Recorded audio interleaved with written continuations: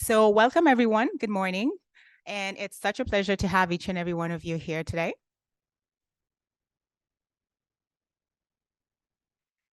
So this is the Gender Lens Investing workshop, and today our theme is going to address the role of translation in facilitating stronger approaches. Before we start, just a few housekeeping rules is that I hope each and every one of you has received a card with a Wi-Fi password. If you haven't, just raise your hand and I'll go ahead and get some during the course of the day. And then also we have washrooms to the left downstairs. So if you exit the room to the left, all the way downstairs, we have washrooms for you to utilize at any point. So to start us off, I would like to invite two of our leaders today in this area to give some opening remarks. I will introduce Lindsay Wallace, the current Vice President and Senior Vice President, of Strategy and Social Impact, as well as the Acting Vice President of Communications and Marketing at Mennonite Economic Development Associates. I'll also like to introduce Ariane Ryan. She is the Director of Program Design and Social Finance at World University Service of Canada. So to start us off, I'll invite Lindsay up here and she'll provide us with opening remarks. And after that, we'll hear from Ariane before we get into our day's agenda. So Lindsay.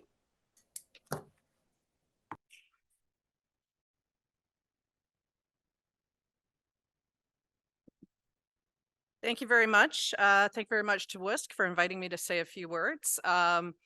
As was mentioned, I'm the Senior VP Strategy and Impact at MEDA, but I'm actually also here in my capacity as the chair of the board of CAFIID, the Canada Forum for Impact Investment and Development. Just before we get started, I want to acknowledge that we are on the traditional territory of many nations, including the Mississaugas of the Credit, the Anishinaabe, the Chippewa, the Haudenosaunee, and the Wendat people, and that Toronto is now home to many diverse nations, Inuit and Métis people. It's fantastic to be back at U of T. I first just want to say a big thank you to all the partners who have made today possible, including the Arise project, which many of you know is provided by or delivered by a consortium of Criterion Institute, Andy, and 2X Global. Of course, the World University Service of Canada, who pulled all this together, as well as CEDNET, the Canadian Community Economic Development Network, who through the Investment Readiness Program, provided funding to support the CAFIID Gender Lens Investing case studies. Of course, thanks also to the Government of Canada for supporting both the Arise and the Investment Readiness Project. I'd also like to welcome the large number of people who are watching online, including those who are watching at a watch party at the Canadian High Commission in Nairobi. And this is one of the Yay! And this was pulled together by a couple of CAFIID board members who are based in Nairobi. And part of what we're trying to do is continue to coordinate and to share and to find opportunities to come together to learn. So the Canada Forum for Impact Investment and Development seeks to increase the value and volume of SDG-focused investments flowing from Canada into emerging markets. In the 2021 State of the Sector report, we highlighted how Canada has been taking a leadership role in gender lens investing. And some of that we'll discuss later this afternoon in terms of the case studies. CAFIID also has a gender lens community of practice that has helped to enhance and elevate learning across the sector. I think I've met everybody in the room, but also a shameless plug to those online. I think most of you are already CAFIID members, but if you aren't, I'm going to put my colleague Aisha on the spot. And so please go see her, and we'd be happy to invite you into the family. Another example of how Canada is leading on gender lens investing is that in our 2021 report, in our survey, we found that 70% of CAFIID respondents are using a gender lens in their screening when they're making their investment decisions. And that compares favorably with the similar indicators that the GIN pulled together in their last survey, which found that about 56% of impact investors are using such a screen.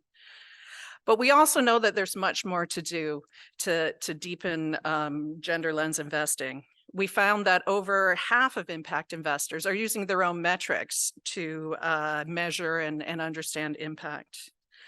We also know that there's not enough capital flowing into SDG and gender-focused investments in emerging markets. One big reason for that is the lack of understanding of what it means to do gender lens investing and the need to translate both between the finance world and how do you actually make investable deals, as well as having a very strong gender analysis that leans into power dynamics and the local context. I know a number of us are doing a variety of things to address this gap. Some of the work that we're doing at MEDA under the MasterCard Foundation Africa Growth Fund, alongside a variety of other partners, including Criterion Institute, is that we're focusing on supporting female fund managers.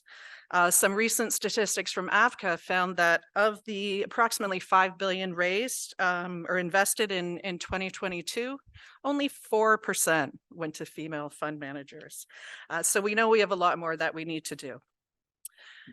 And so I'm excited that we're discussing the importance of translations. We're looking to find ways to support organizations that can play that critical role to help both the finance sector to understand and enhance a gender lens investing in their work.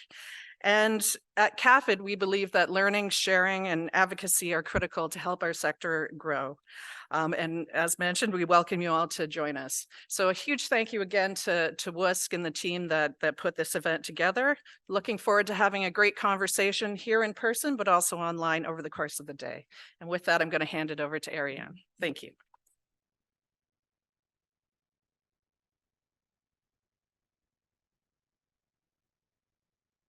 Thanks, Lindsay. So good morning. My name is Ariane, and I'm here representing World University Services of Canada, so WUSC.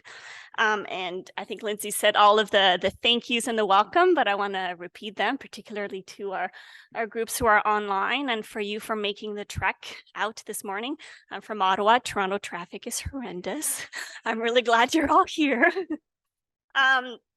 And I'm super excited. It's funny, before I came here, lots of people were asking me, I'm from the NGO side, what's your event? And I'm going, oh, it's about translation and GLI. And I just got blank stares. And I couldn't, explain why I was so excited, but I'm really excited. And I hope everybody in this room is really excited.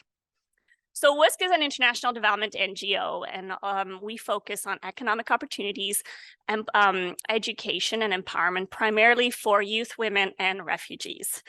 And this event really is part of our journey or process to understand how organizations like ours can work in the social finance, innovative finance, impact investing world. There's a lot of within that continuum.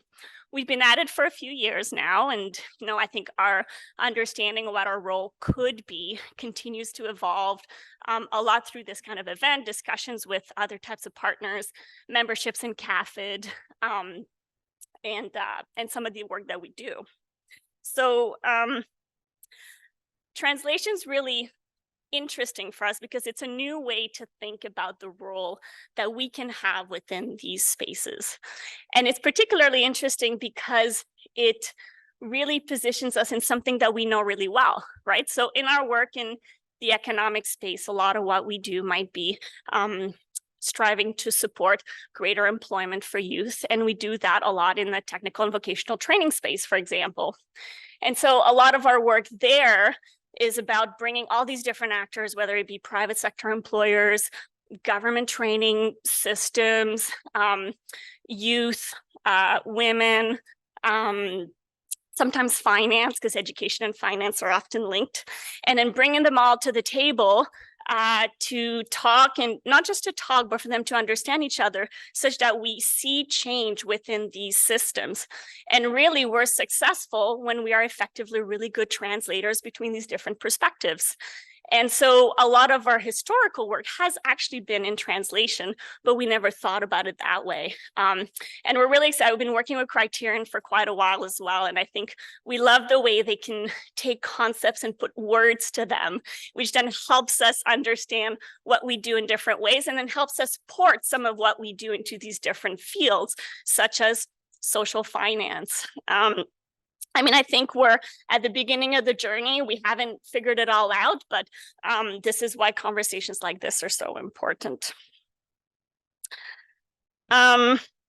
Some of the work that we have been doing in this space are fairly wide-ranging. Some of them have been in studies. So 3 or 4 years ago, we worked on a study that looks at how gender lens investing is perceived in the global South. I mean, we found at the time, and I think it's still true a little bit today, that a lot of the conversation are happening in the global North. And we really weren't sure how that was being perceived in some of the countries in which we work. So we commissioned a study. It was super interesting. It's on our website if you want to read it. I'm not going to overview it right now. But some of the other work that we do is we're just getting a project started in Sri Lanka, looking at how we can make the entrepreneurial ecosystem more gender responsive in the North. My colleague Sarah will be talking to us a little bit more about that later. But these are some of the really exciting concrete work that we're doing with this lens. And then, of course, we are partners in this ARISE grant that Criterion has with some partners, and we've been hosting series of events to further the conversation around translation. We had a really interesting INGO dialogue in the spring. We have this event today. Next week, we are hosting in Ottawa a INGO CEO event to try and bring the conversation to senior leadership of some of the Canadian CSO INGO partners that we have here. And we're hoping to create an output around the possibility of building translation functions within our Canadian CSO. I mean, I think today builds also on that event that we had in the spring where partners were looking at some of the challenges and the opportunities in this translation space. You know, challenges like, does the finance space value what CSOs and women's rights organizations have to offer, their opinions, their data, their perspective? You know, there's still a lot of work around that space to do. The sustainability of the translation function, I mean, I think we're recognizing it's important, but how do you fund that kind of work? It's not entirely clear yet. However, there are some opportunities, which is that allies exist. You know, I think everybody in this room online hopefully is an ally in this space already. I think we're starting to see a little bit of public fund going in this space, not as much as we'd like, but we think there's a bit of momentum. In a Canadian context, Global Affairs Canada recognizes and has some buy-in in this space. It's hard to get them to fund things sometimes, but you know, I think there's a journey moving forward with them to do more in this translation space. And then I think Lindsay mentioned it, a big shout out to sort of women first fund managers who are often first-time fund managers and the really big role that they can play in this space and how we can continue to work with them to move some of this forward. So, I mean, those are sort of the quick introductions. Super excited for how the conversation is going to evolve from here today. We've got note takers in the room, so we're taking everything that everyone's talking about, and we're hopefully feeding it into some learning documents into the continuing conversation. Before I sign off, I want to introduce Ruby Alcantara, who is our CAFIID rep in Nairobi, and she is the managing director of Supiva. And she will, we're going to give the Nairobi crowd a couple minutes to say hi.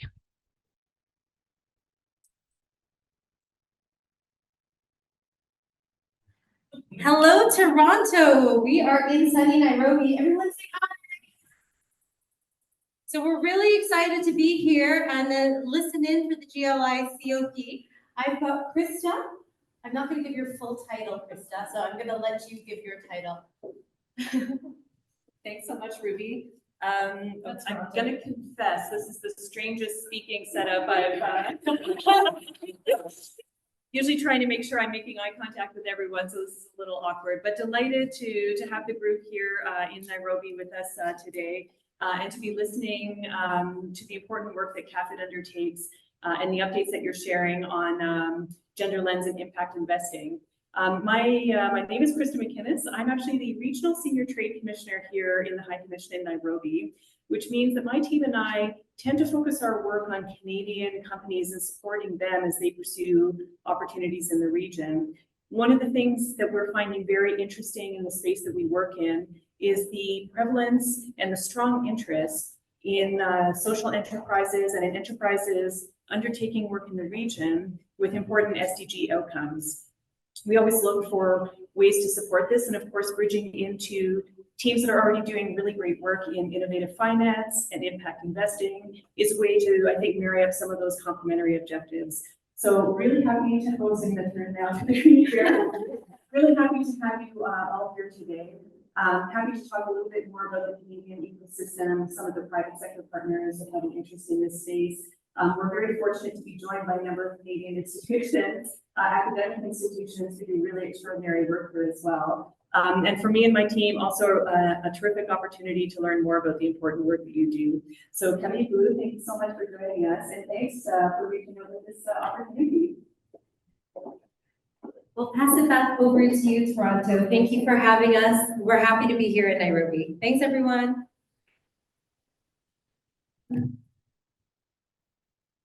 Thank you very much to our online participants. I would like to introduce one of my co-moderators before I forget. You'll get to be seeing a lot of us throughout the day. So Catherine Walker is our Economic Opportunities Advisor at WUSC. And if I didn't say this before, my name is Diana Opolo. I'm a Gender Equality and Social Inclusion Advisor at WUSC as well. So quickly before we get to the next session, I'd just like to go over the agenda. And on your tables, you have a piece of paper with a QR code on it, and you'll be able to see the agenda as long as you scan your phone to it. You'll be able to see all of these. And if you want to learn a little bit more about each of the presenters and facilitators today, you can utilize the codes on there to go to their LinkedIn profile as well. So moving on, I would like to invite, we'll invite Pranay, Director of Innovation Finance at Plan International, to take us through our first session on a gender and power analysis in gender lens investing. And he'll take us all the way up to our networking break around 10:45. We'll then have a small session where we get to network, get a little bit of a break, do a little bit of stretches, and come back to our sessions on emerging practices in gender lens investing. And here we have 4 amazing speakers lined up for you, which we'll talk about as soon as we get back from our break. Right after that, that will take us into lunch, where we'll, of course, get some refreshments right outside the foyer and come right back at 2 p.m. for amazing group discussions, again, with 3 facilitators on gender lens investing. And we'll talk a little bit more about that. So without further ado, please join me in welcoming Pranay Samson to talk about a gender and power analysis in gender lens investing. Pranay.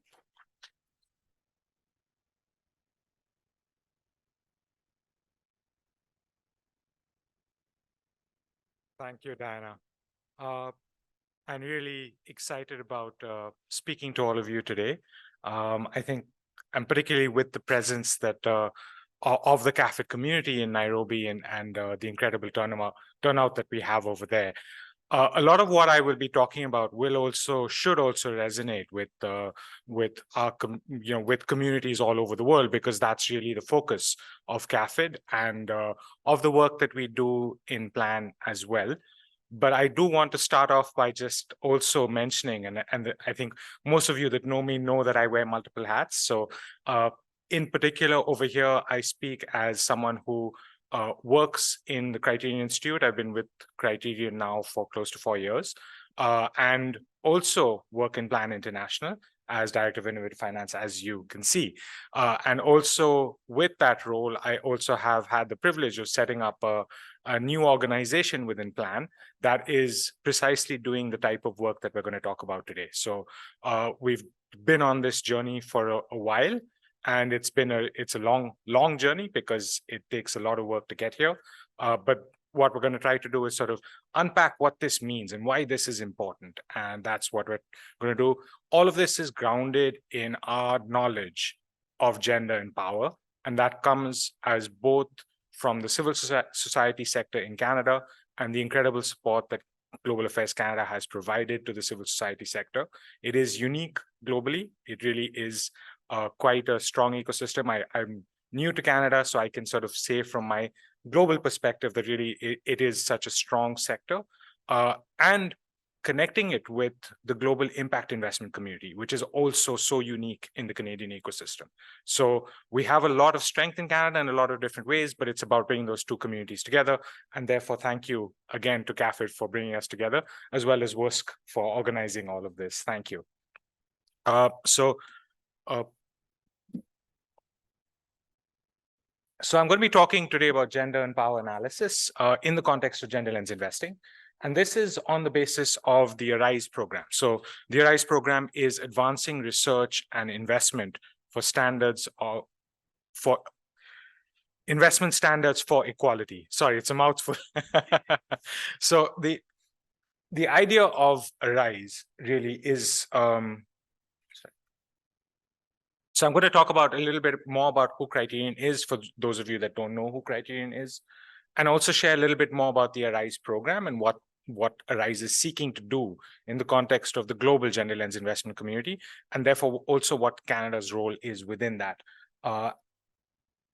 Because there is a very specific opportunity linked in the Canadian ecosystem, and that's part of the support that Global Affairs Canada has provided.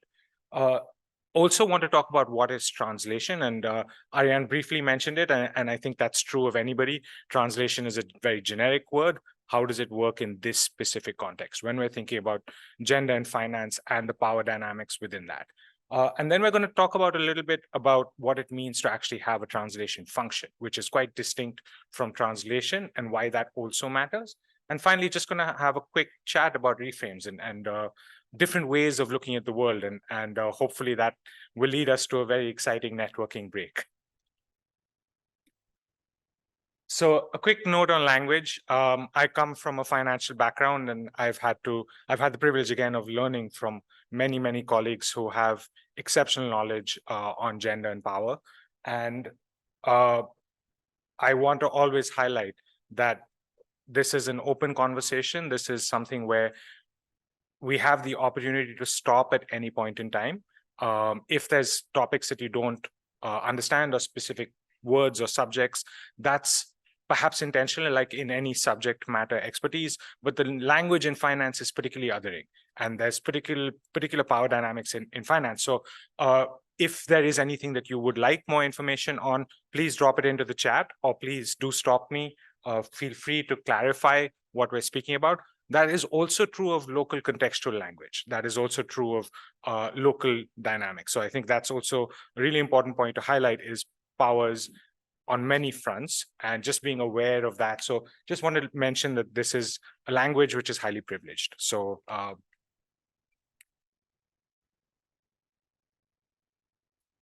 so who is Criterion and what is ARISE? So Criterion is a leading think tank that works with thinking about finance as a tool of social change. And what that means is really Criterion works with social change organizations to demystify the language and the system of finance for social change actors. Why does this matter? This matters because the system of finance has so much power in it that actually, if social change organizations are not necessarily thinking about finance, they're leaving that power on the table. That's not a set of a system that they are thinking about addressing. And it doesn't mean that every social change organization has to think about the system of finance, but there are certain advantages to sort of taking that on. And there may be groups, and I'll share some examples later on where this actually has shown up in our work already. So we want to be able to think about the financial system to accelerate the social change that we want to see. So we are very grounded in thinking about social change, but we think of the financial system as one of the levers that we can use to accelerate that social change.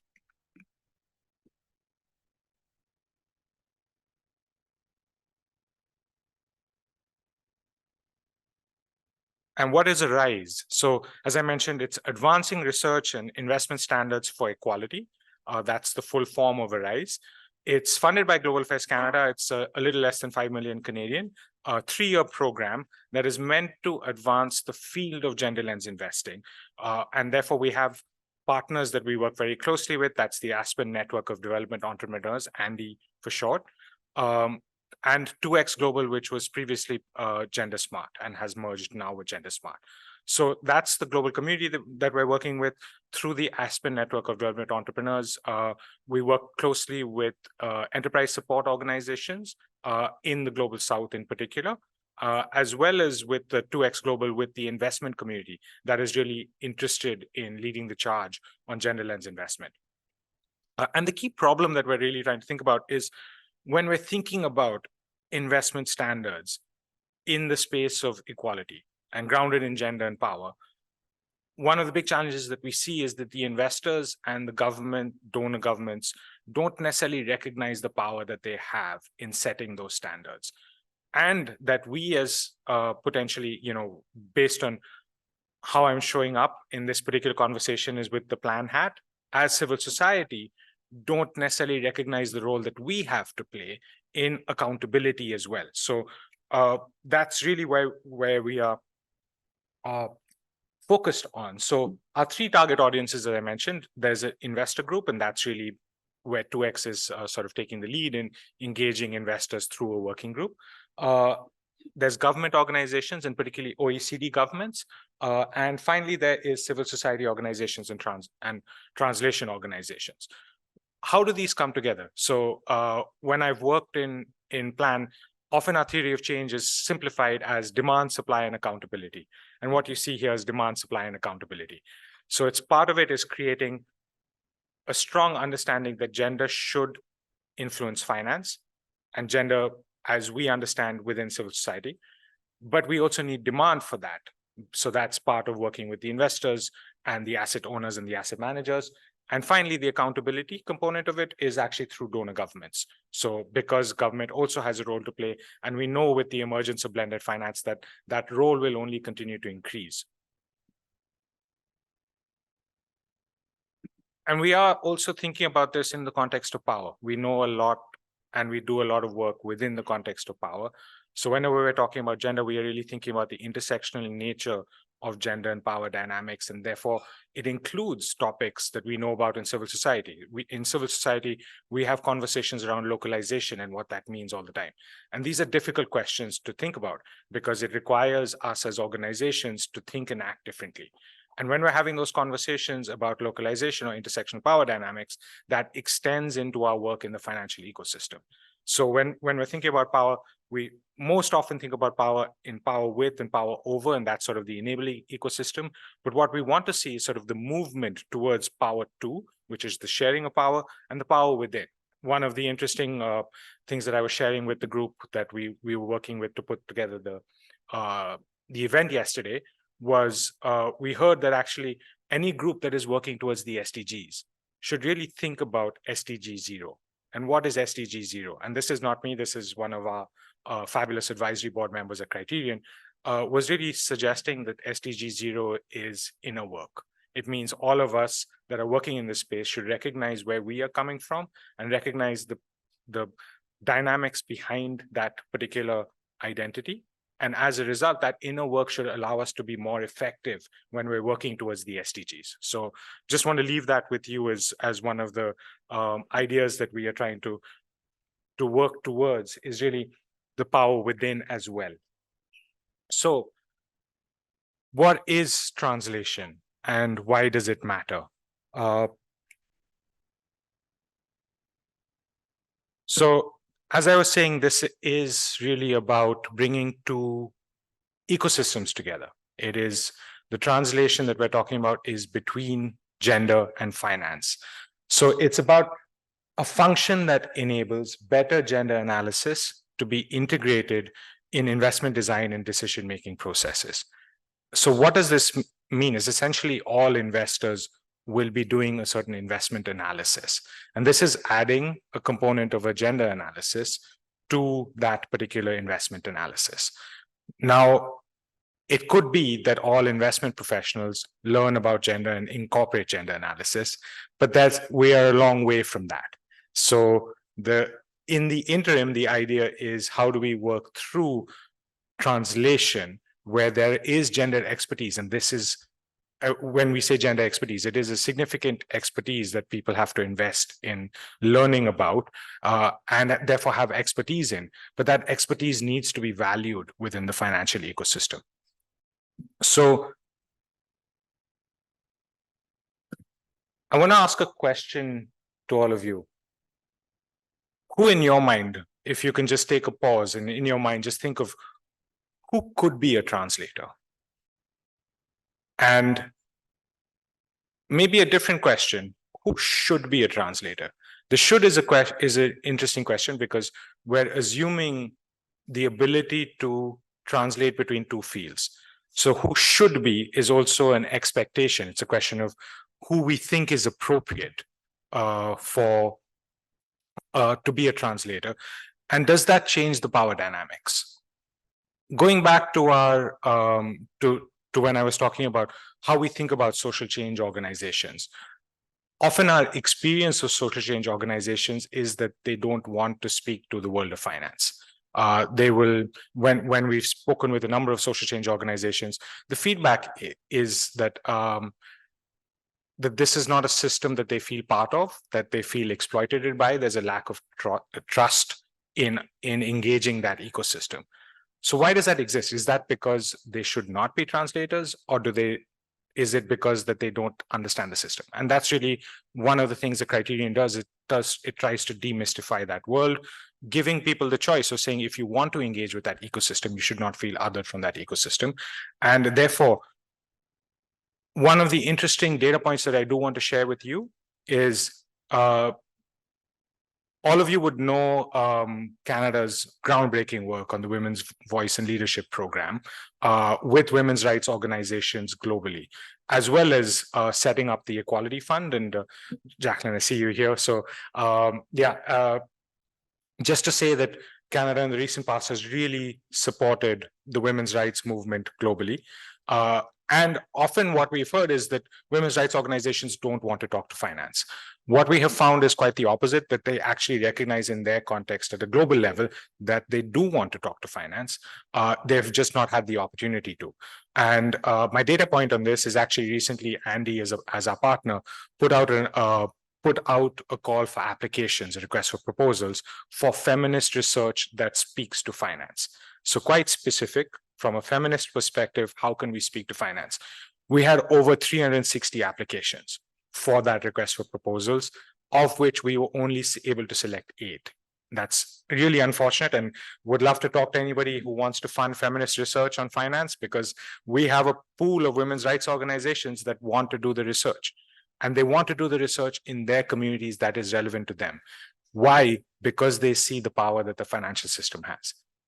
So it's recognized at a local level. The question is, and this is all, this was a global call for proposal, but predominantly focused on civil society and women's rights organizations in the global south. So that's really to say that there is a huge opportunity for us to engage differently. So when we think about translation, one of the things that helps us to think about it is, where do people sit on this spectrum? There is a gender, there are groups that are grounded in gender, and there are groups that are grounded in finance. There's normally a starting place for every organization. And I think that's true of individuals as well. So to the previous question, do you see yourself as a translator? And that's a question to all of you as an individual, but then also, what is your role in the organization? And many people in this room will be grounded in things that their organization isn't necessarily grounded in. So to an extent, you are already as individuals playing a translator role within your organizations. If you are in finance and you're grounded in finance, but you're in a civil society organization, you will automatically be playing the translator role within your organization. So there is an aspect of this, which is that this already exists in the world. We are just, as Ariane pointed out, as Criterion is often trying to do, put words to concepts. So translation is the word that we're sort of using to explain this engaging of these two systems. The other thing to think about is, when we're thinking about most of the work that we do, I think it's easy to focus on enterprise support organizations and enterprises or businesses. And the challenge is potentially, how do you get one level higher than that, or 2 levels higher than that? Because when you're working with an enterprise and improving a company on how they see gender and how they act on gender norms within their organization, that's important and critical work. But that stops at the enterprise. So the question is, how do we actually influence the system? And one of the ways to think about it is, every enterprise needs finance, and that's the reason we exist within the CAFIID community. So how do we think about what it means on a vertical axis. So we have the horizontal axis, gender and finance, but we also have a vertical axis. So organizations that are comfortable working with enterprises, and that's where we see the majority of the Global South investment in ecosystem support has been at the enterprise level. And it's a question for us of how do we make that ecosystem vibrant and strong to be able to influence the finance that flows into those ecosystems as well. Because they can tell you, and we can talk about some of the examples, they can tell you so much of what they need capital to do differently. And we need to sort of open up the dialogues on that side as well. So just wanted to share that as well. Criterion, as I said, part of the work that we do is to have every single person that engages with Criterion say they will pledge. I don't know about finance should not be part of why they don't want to engage. So Criterion runs a training, which is something that we've done now for close to a decade as Criterion, called Toolkit. And we offer the Toolkit trainings online as well. So anybody that is interested in learning about the system of finance, both from an investor perspective, and I'll come to why that's important, as well as from a social change organization perspective, these are trainings that are run every 2 months online for free. So it's completely available and accessible to organizations to sign up and to learn. And I know a number of you have done the Toolkit trainings in the past. We will also be having within the CAFIID community at the next event, we'd be having some toolkit boxes to share as well. That's a specific set of cards that allow you to sort of experiment with how the financial ecosystem works and some of the lexicon and the language that finance uses. So I think this is probably my most important slide. Why are we talking about power when it comes to investment? One of the critical ways to think about the financial ecosystem is as a system of power. And if we can do that, then it's actually easier to talk about them as a source of capital. So as a social change organization, don't think of the financial system as an investor or a donor. Think of it as a system of power that allows us to achieve our social change objectives more quickly than if we did not engage the system of finance. So reframing it from saying this is not a source of capital to this is a system of power that will allow us to achieve our objectives. So it is important for our vision and mission to achieve our visions and missions to actually look at saying, do we want to engage the system of finance? And what does this mean from an investor perspective? As I said, one of the things that investors do is that they influence what happens at a company level. And I think anybody that has been in the investment ecosystem has seen how investors influence that. They influence governance, they influence practices, they influence growth. They have a lot of control on what happens in companies. But one of the things that is emerging in the investment ecosystem is also this idea, and this is sort of more technical term, but it's this idea of double materiality. It's the idea of signaling to the market what they think is valuable as investors. So investors also hold huge amounts of power in being able to influence what happens in their communities, but also at a global level. So there's multiple levels in which we actually can think about investors influencing the ecosystem. So these are the 5 core.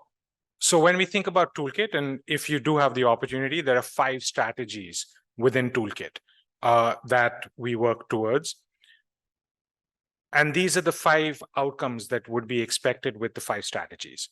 So shift and expand which enterprises get investment. And that's where we see the majority of impact investment and gender lens investment is in this bucket. It is in which organizations get funded or which fund managers, as Lindsay was saying, get funded.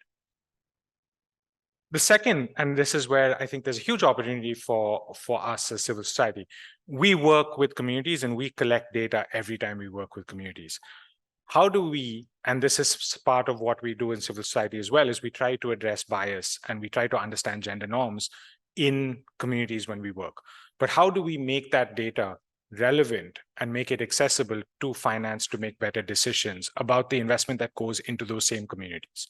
So it's sort of a broader question, and it's a longer term question.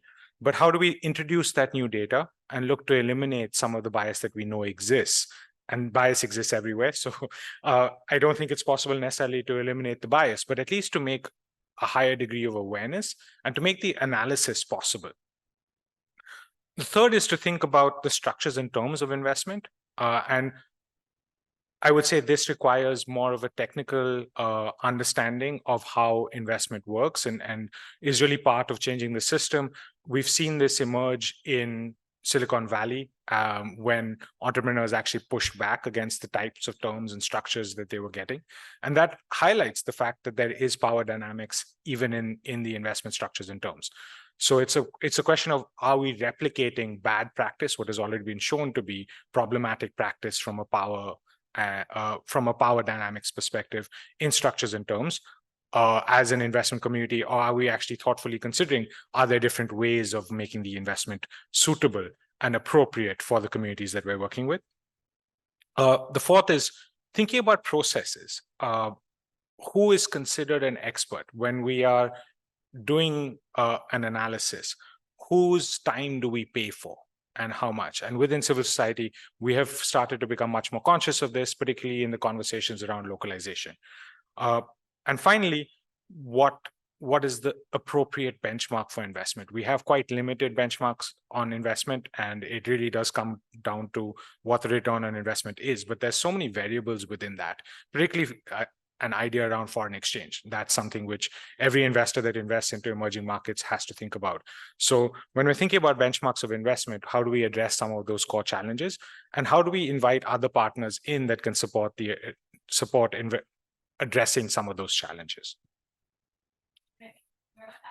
Yes, absolutely. That was my next. I'm stopping on the next slide for that.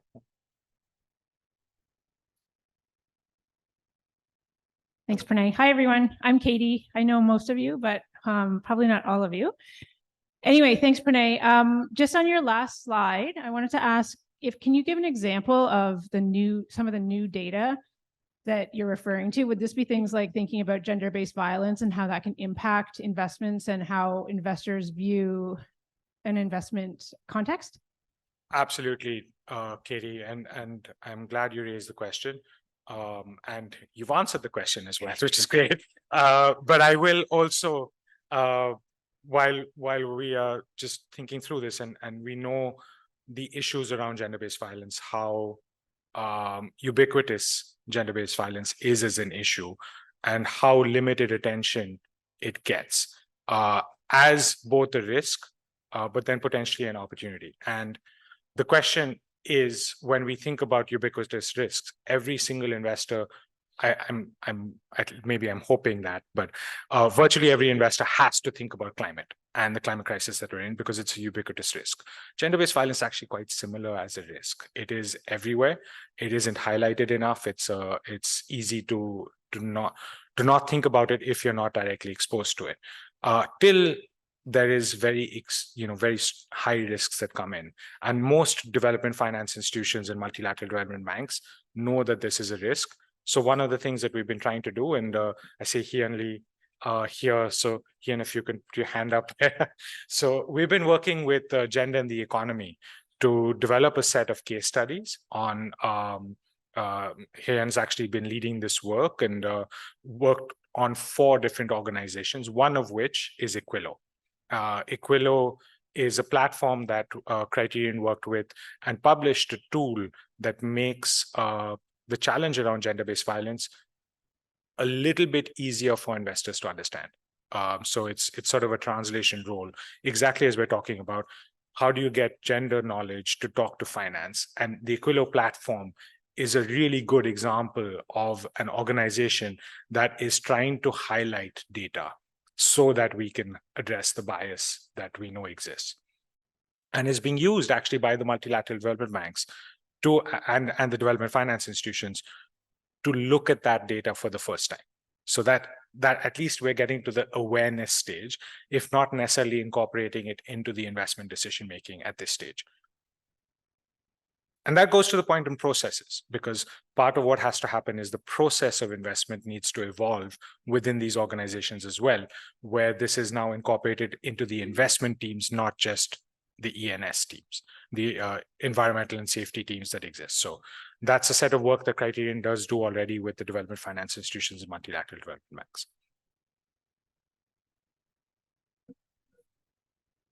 And I also wanted to, I mean, I will come to this, but one of the case studies that you'll hear about today is MEDA, which is another example of an organization that has done an incredible job on translation in sort of connecting these two diverse fields, and with the work that they're doing with Sirona, and I don't know how much everybody knows about the history of MEDA and Sirona, but this has sort of been integrated from a very early stage. So that's also one of the case studies, and Ian actually we're looking to publish the case studies by the end of this month. So that will be available to all of you.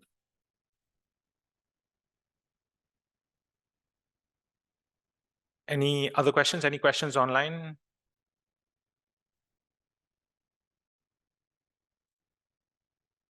Yes, go ahead. No questions are silly. The second last slide that you have influence benchmarks of the investments. And so CAFIID is launching their impact measurement and management community of practice, which is fantastic.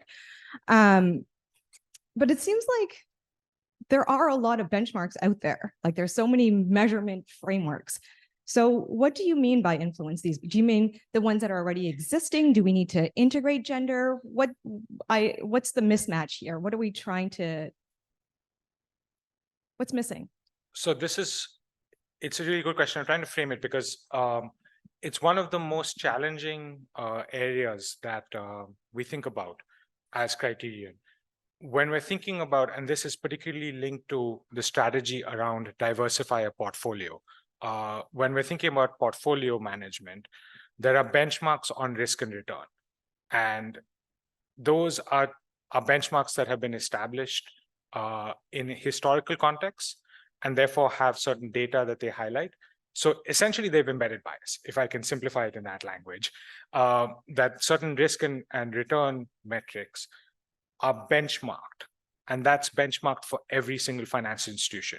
When you are a financial institution, and I don't know if there's any asset managers that would like to speak to this, but you're expected to have a certain degree of return for a specific type of risk, and that's within a specific asset class.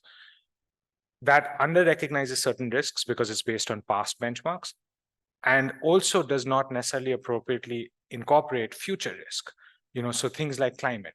How are we incorporating it into future investments?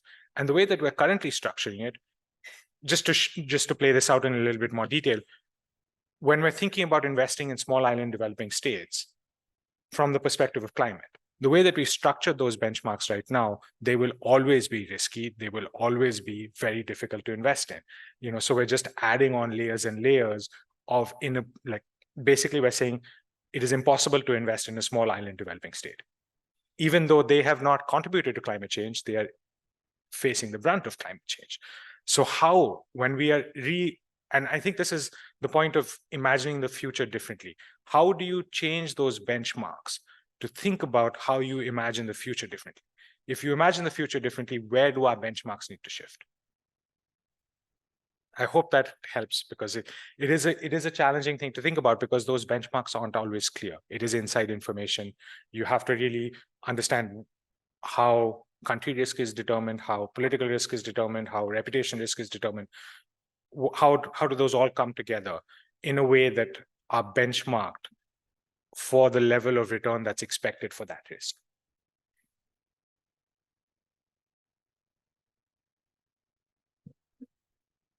So in the interest of time, and I will stop at the end for more questions, because this has basically been I'm not sure if Lechin is here. Oh, hi, Lechin. So Lechin is actually used to be with Criterion and was actually instrumental in setting up translation. So a lot of this work I've inherited from her fabulous work setting this up. So she's the original person that actually thought through what translation is and what translation means for all of us. So she's a huge font of knowledge and is now with Gender in the Economy as well. So yeah, Lechin is, please, Lechin, if you have anything to add, please feel free. So when we're thinking about translation and why does this matter as a function? We know for systemic change to take place, it can't only be with individuals. Also, when you're thinking about individuals, when you're reflecting on your own position, if you're able to be a translator, it's because you have had a certain privilege. You know, it's the benefit of being able to work across two communities, which are actually quite distinct. And therefore, there is a sort of embedded privilege within that as an individual at an individual level. But we also know longer term that this means that for any sort of systemic change to happen, we need things to be institutionalized. So we have to think about translation as a function and not just as individuals. So what does it mean to have a translation function within an organization? So that's one of the key questions that when you're hearing the case studies and the discussion around translation today, just to keep in mind, how do we institutionalize this practice? How do we institutionalize the processes around translation? And how is it valued? So we have what makes a good translation function as distinct from translators and individuals, and as distinct from just translation in and of itself as a set of activities. We need structures, we need cultural norms, we need processes, we need frameworks, and we need a business model. So one of our breakout sessions today is about the business model, but I do want to share that when we're thinking about gender in this context, we're always thinking about this as an opportunity framing and a risk framing, and there is value to each of these. And when we're thinking about a business model, we're thinking about where does that value show up for the people that we're working with. A lot of the work that we're doing in the finance space or in the business space is about creating value. And it's different from the way that we think about creating value as social organizations. Part of this is using these two frames to say, where could there be risk and where can there be opportunity? Where can there be hidden risk, where things might not be recognized in bias? Gender-based violence is a strong example of a risk that is completely it's not recognized within the financial community, continues to be an under-recognized and under-reported risk. But how do we look at gender-based violence as a potential opportunity? It's a huge sector that could be something that we proactively invest in for a better future. So one of the questions Criterion asks is, can you have an investment thesis that looks to end gender-based violence? That's a key question, because an investment thesis means thinking about a future which is free of gender-based violence. And what does that mean?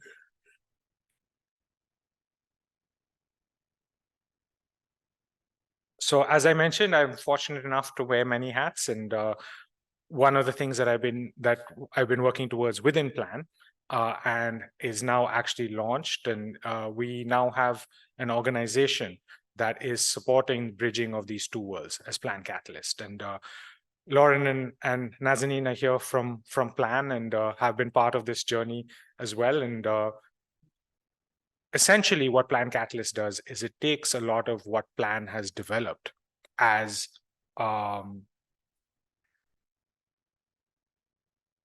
in delivering programs in communities.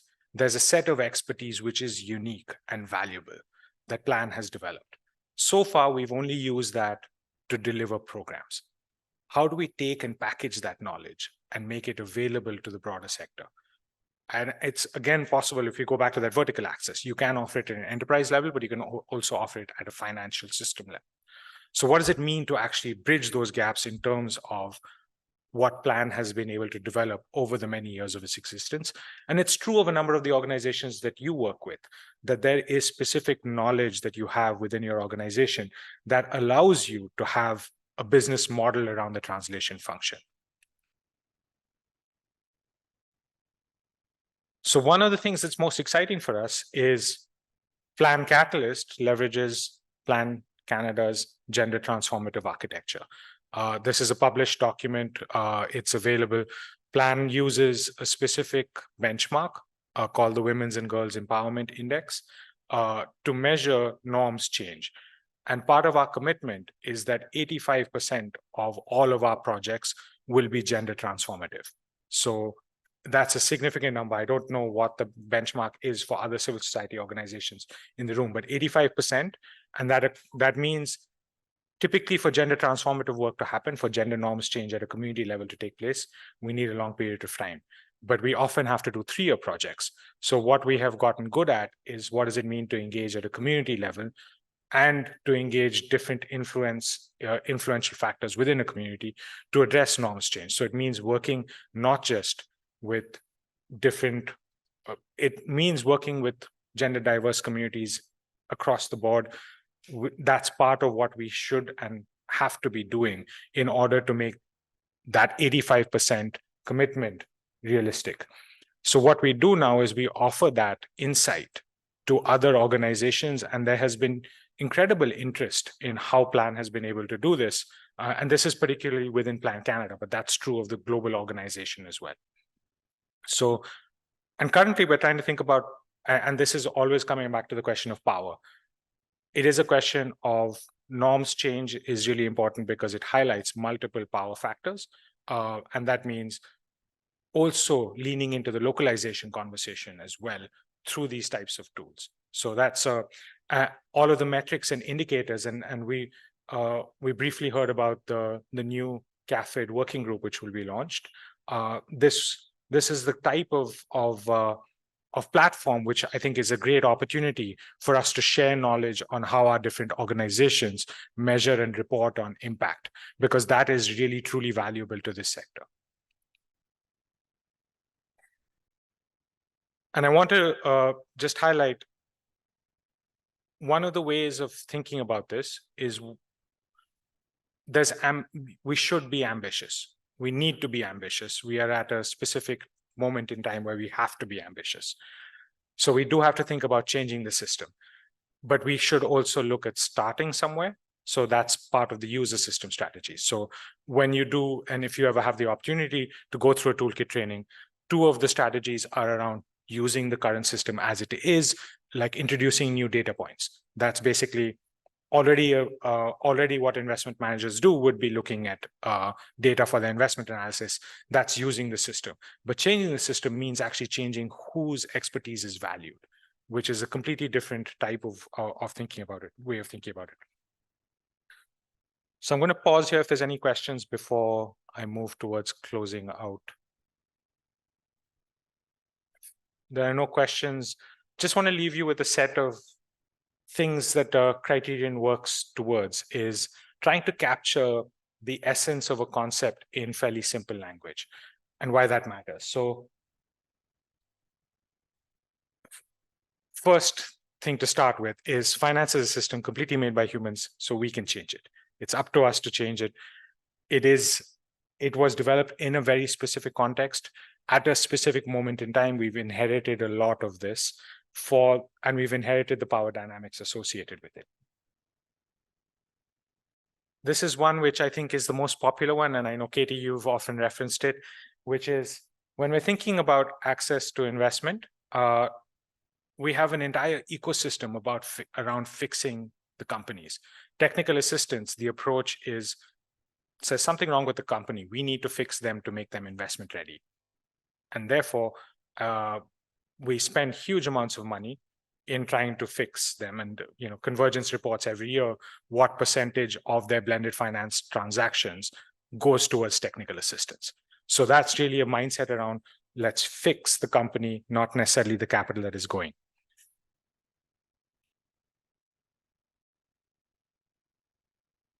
A lot of the investors that we work with specify intent and say they want certain outcomes, and the outcomes are at the end of the day. And it's very hard to achieve those outcomes till we change the practice of how that happens.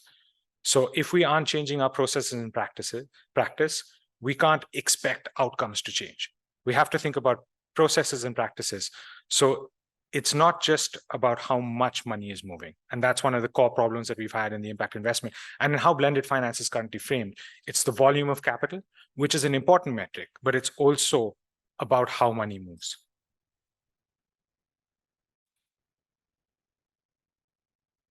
this is one which I think we work quite closly with 2X on.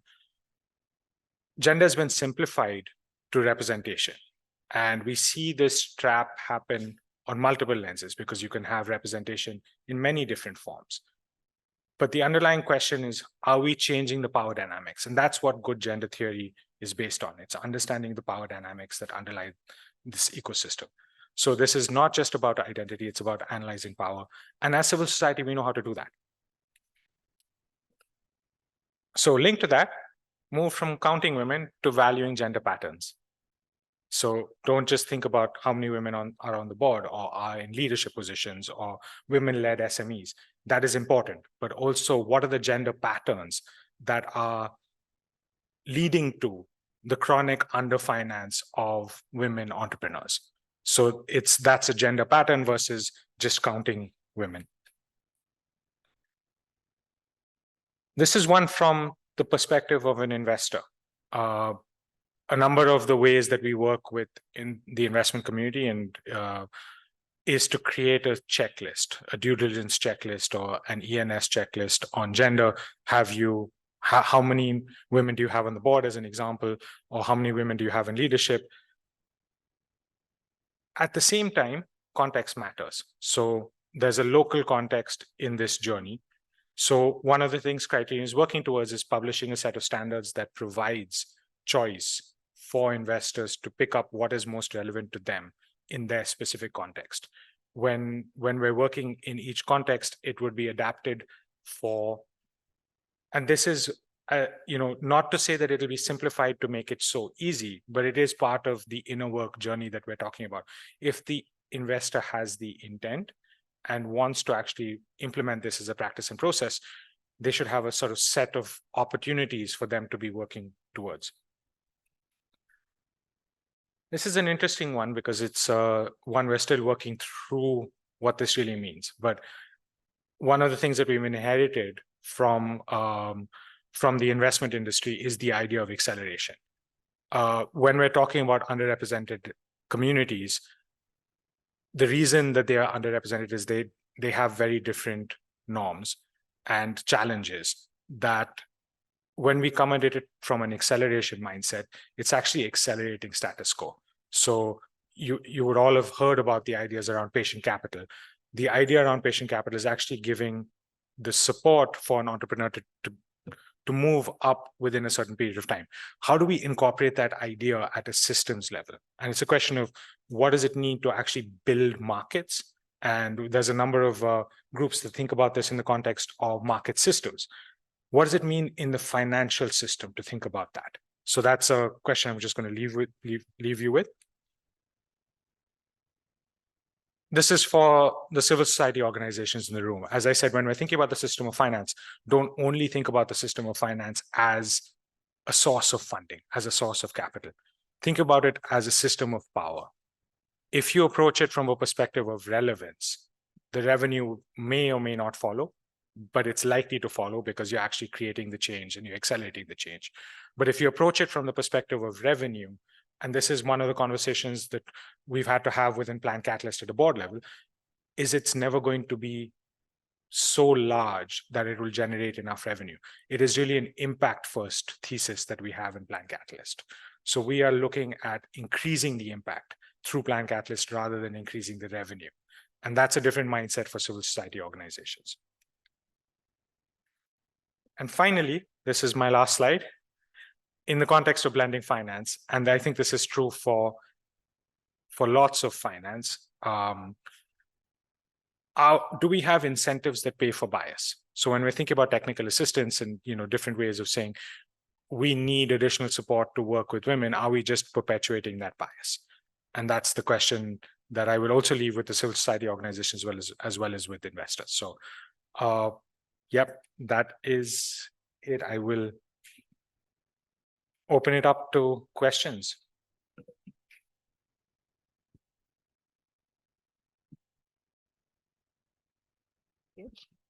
Thanks, Pranay. That was awesome.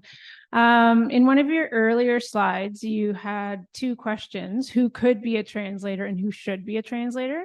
And I'm not sure if we actually answered that. So when I think about that, I can think about organizations or people who have both specific technical and non-technical skills, but would love to hear what Criterion's experience has been so far. It's a great question, Katie. I mean, and I'm just going to, so when we've interviewed organizations that have an interest in being, and I would say first and foremost, the starting place is there is a lot of translation already happening in the world. It's the nature of this work. There are intersections all the time. So I think one of the things that we've really, in our journey as Criterion, is we have widened the tent as much as possible to really say, everybody can be a translator. And that's an interesting way to approach it. I think the question is, there is specific expertise that you need on one side or the other side that will sort of say you're likely to fit into this type of typology.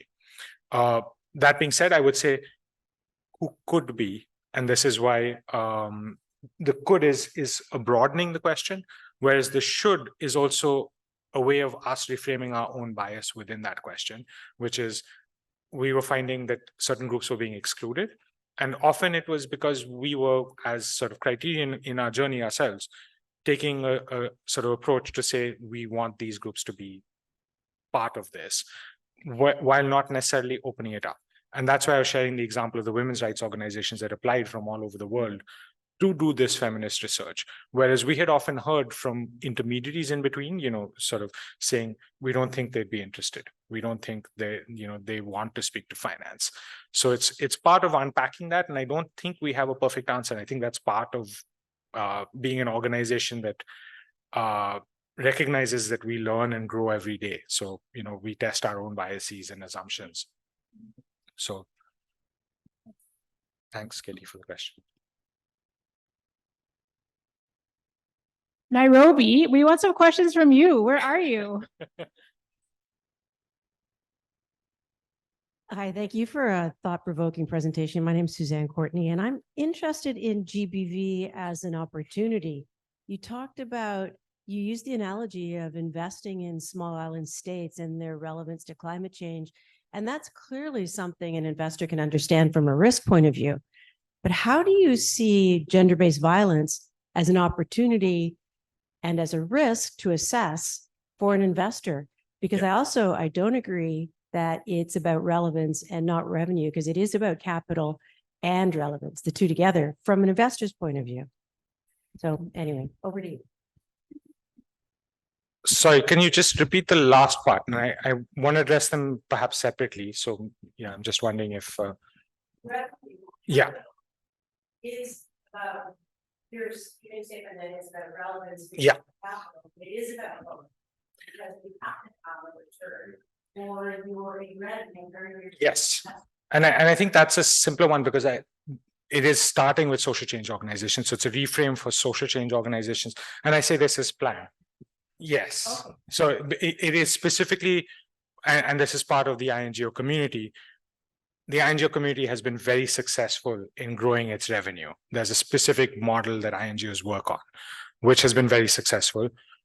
One of the challenges as this space has emerged has been framing it around questions of revenue growth. And this has happened. I've had the chance to work with a number of peers, not just Plan, around how they've spoken to their boards around it, and groups that have started and shut down. There's a number of groups that have gone on that journey. So happy to talk more about it, because if you approach it as saying this is going to unlock a whole lot of unrestricted capital for us, that's not going to happen. Should every INGO become a fund manager? Again, I mean, is that what we should be doing? And because it's been framed in certain ways, almost every INGO has wanted to become a fund manager because it seemed to be that's where all the revenue is going. So it's sort of a question for us as a sector within the Canadian ecosystem, as GSE themselves are on a journey around this. So this is particularly in this broader ecosystem. And endowed capital, and they should be using that endowed capital for relevant investments. And I don't know if, so most of the INGOs that we've worked with haven't always had endowed capital. And it's Many of them have yeah, an and the investment groups that committee on the do- board. And there are groups that do absolutely. And I think there's a huge discussion within the Canadian ecosystem about how foundations with endowed capital show up as investors as well. And they don't treat it completely Yes. separately. And the Equality Fund is going to talk today. And they're a group which again has endowed capital. And, we'll hear from them how they think about the endowed capital being linked to the granting mechanisms that they are running. So there's an evolution that's happening there as well. So I'm sorry, I don't mean to yes, distract you. It's a good point and worthy of much more discussion, but I am interested in how you see GBV as a risk and yes, an yes. opportunity. And I think that's where I wanted to take a pause, because I recognize that that's a topic which is not always mine to speak about, and has significant implications for people. Criterion about 5 years ago, I would say maybe 7 years ago, time is is a bit funny with COVID, but really took on the question of making gender-based violence sort of relevant in the context of finance, and has done a ton of work around both the opportunity and risk framing with different asset owners. So everything from listed instruments to pension funds to development finance institutions, multilateral development banks, all of that work is available on the Criterion website. And the ways that it always pushes us out of our own comfort zone. But fundamentally, what it sort of brings, what it comes down to is it's sort of linked to gender norms. I mean, it's the power imbalance in gender norms around gender-based violence that we're trying to address. And there's numerous ways in which we can think about, can we invest from an opportunity perspective of shifting those gender norms? And what does that unlock for us? So the outcome long-term, and this is with the investment thesis of saying, I'm investing intentionally to end gender-based violence. What opportunities will I look for as an investor in order to make that happen? So that's sort of the framing, and happy to unpack that in more detail. But again, I have colleagues who are much smarter than I am, who do this work on a daily basis. And, it's I shouldn't be the one speaking. As I mentioned, Lechin is the brains behind all of this. So yeah, so I would say there's a lot of resources, and yeah, we can continue the conversation, but gender-based violence continues to be an area that we look at because it is actually an outcome of power dynamics and gender norms. So it is an indicator of the underlying challenges that we are facing. So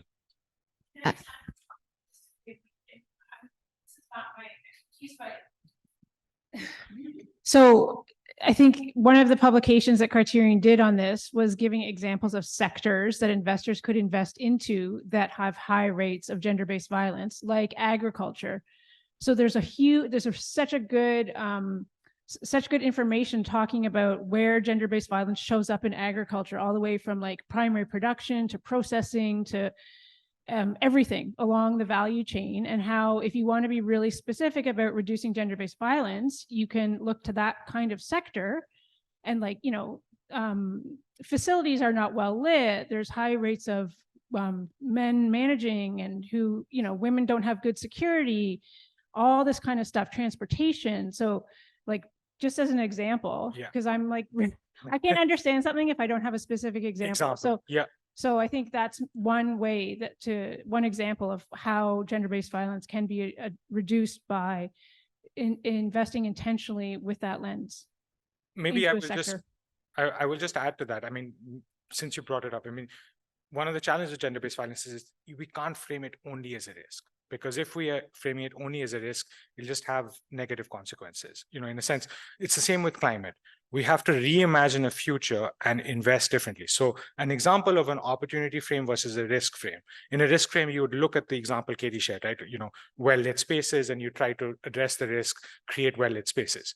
An opportunity frame is there a way in which we highlight a system by which those aspects are informed to a public authority at some level? So is that type of system? So a technology platform, and there are technology platforms that exist that look to address gender-based violence. So it's sort of changing the dynamics around it. But I think the underlying challenge is that we have to look at gender norms, because that's really, if we look at it exclusively as gender-based violence is the outcome, then we aren't going to get to investing in shifting gender norms. So again, there's a lot to unpack. It is a complicated question, but there are technology platforms which would be a simplistic way of explaining the opportunity, but I don't want to oversimplify it in the discussion. We do have one question from our virtual colleagues that are joining us. And I think we're almost at the end of time, so we can also come back to this in the discussion groups. But there's just a follow-up question to Katie's earlier question about sort of what's working and what is not based on Criterion's experience in this translation space.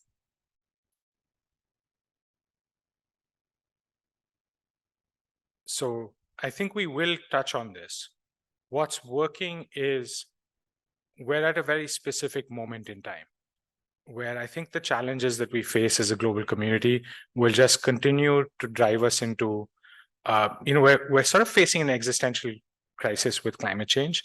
And the model that we have sold of development at some level is sort of doing specific things well, but not necessarily thinking holistically, and that's part of how capital has moved historically. In the impact investment ecosystem, we often think about you're investing in one company that does one thing well. So we're creating not necessarily deep impact the way that we should be. We aren't necessarily rethinking the model of development that we're thinking about. So that's sort of a broader question. That's why I come back to when we're thinking about the SDGs. At this moment in time, if you talk to a pension fund or insurance company, it's really quite complicated to think about investing because your asset and liability mismatch. And I don't want to get too technical, but it's basically pension funds and insurance companies have long-term liabilities. They have to pay out in the future. So they need to plan for long-term stable investments. And those long-term stable investments historically have been real estate. It's one of the challenges that we face in Canada is our financial institutions have all invested in Canadian real estate. That's been the easiest way to establish long-term stable investments so that we have payout when we need to have it. We need to broaden that. So therefore, they've all expanded into infrastructure in emerging markets as an example of how this has shifted at a global level. For a stable infrastructure investment, there's a huge opportunity for civil society to work with the communities where this happens, because we already work there in a sense. As we think about the just transition, what does this actually mean for these two communities coming together? There will be trillions of dollars that have to go towards investment in clean energy and in this energy transition. What does it mean for us to actually engage with the communities that will be putting this out, particularly on the financial side, because it will benefit them as well. It benefits, and through benefiting them, it will also benefit us. It's sort of a broader way of thinking about, we are at a very specific moment in time, which is an opportunity for all of us to bring these two worlds together. What isn't working is there's still a lot of vested interest, and there will always be a lot of vested interest, and there's, that's one of the challenges. So there are people who are on this journey, and I would say one of the things, we are still individuals and we're still human beings, and we need a community to take this work forward, because it can be incredibly isolating as a translation, as somebody who's in translation and as a translation function, being across two worlds is, can be quite isolating. So as a community, this is a very unique community. So I would say, I would also frame it more as saying CAFIID is an opportunity. We also have an investor finance working group within Cooperation Canada, which is more civil society oriented. And we're trying to bring those two groups closer together as well over a period of time. So yeah, with that, thanks everyone. Thank you so much. Go ahead. Thank you. We just want to say much appreciated for including us here in Nairobi. We've really enjoyed the conversation today, and we look forward to engaging in future CAFIID events. Bye for now. Thank you. Thank you to our Nairobi team. We'll take a pause here for a short coffee break and networking break. For our online friends, please step back, take a some refreshments, do a little bit of a stretch as we do the same here. And we'll be back at the top of the hour because we have very interesting presentations on emerging practices in gender lens investing.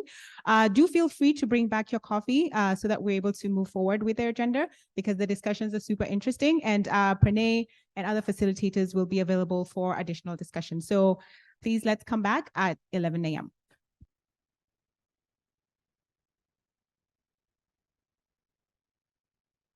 Thank you so much, everybody. Thank you very much, Diana, for the introduction.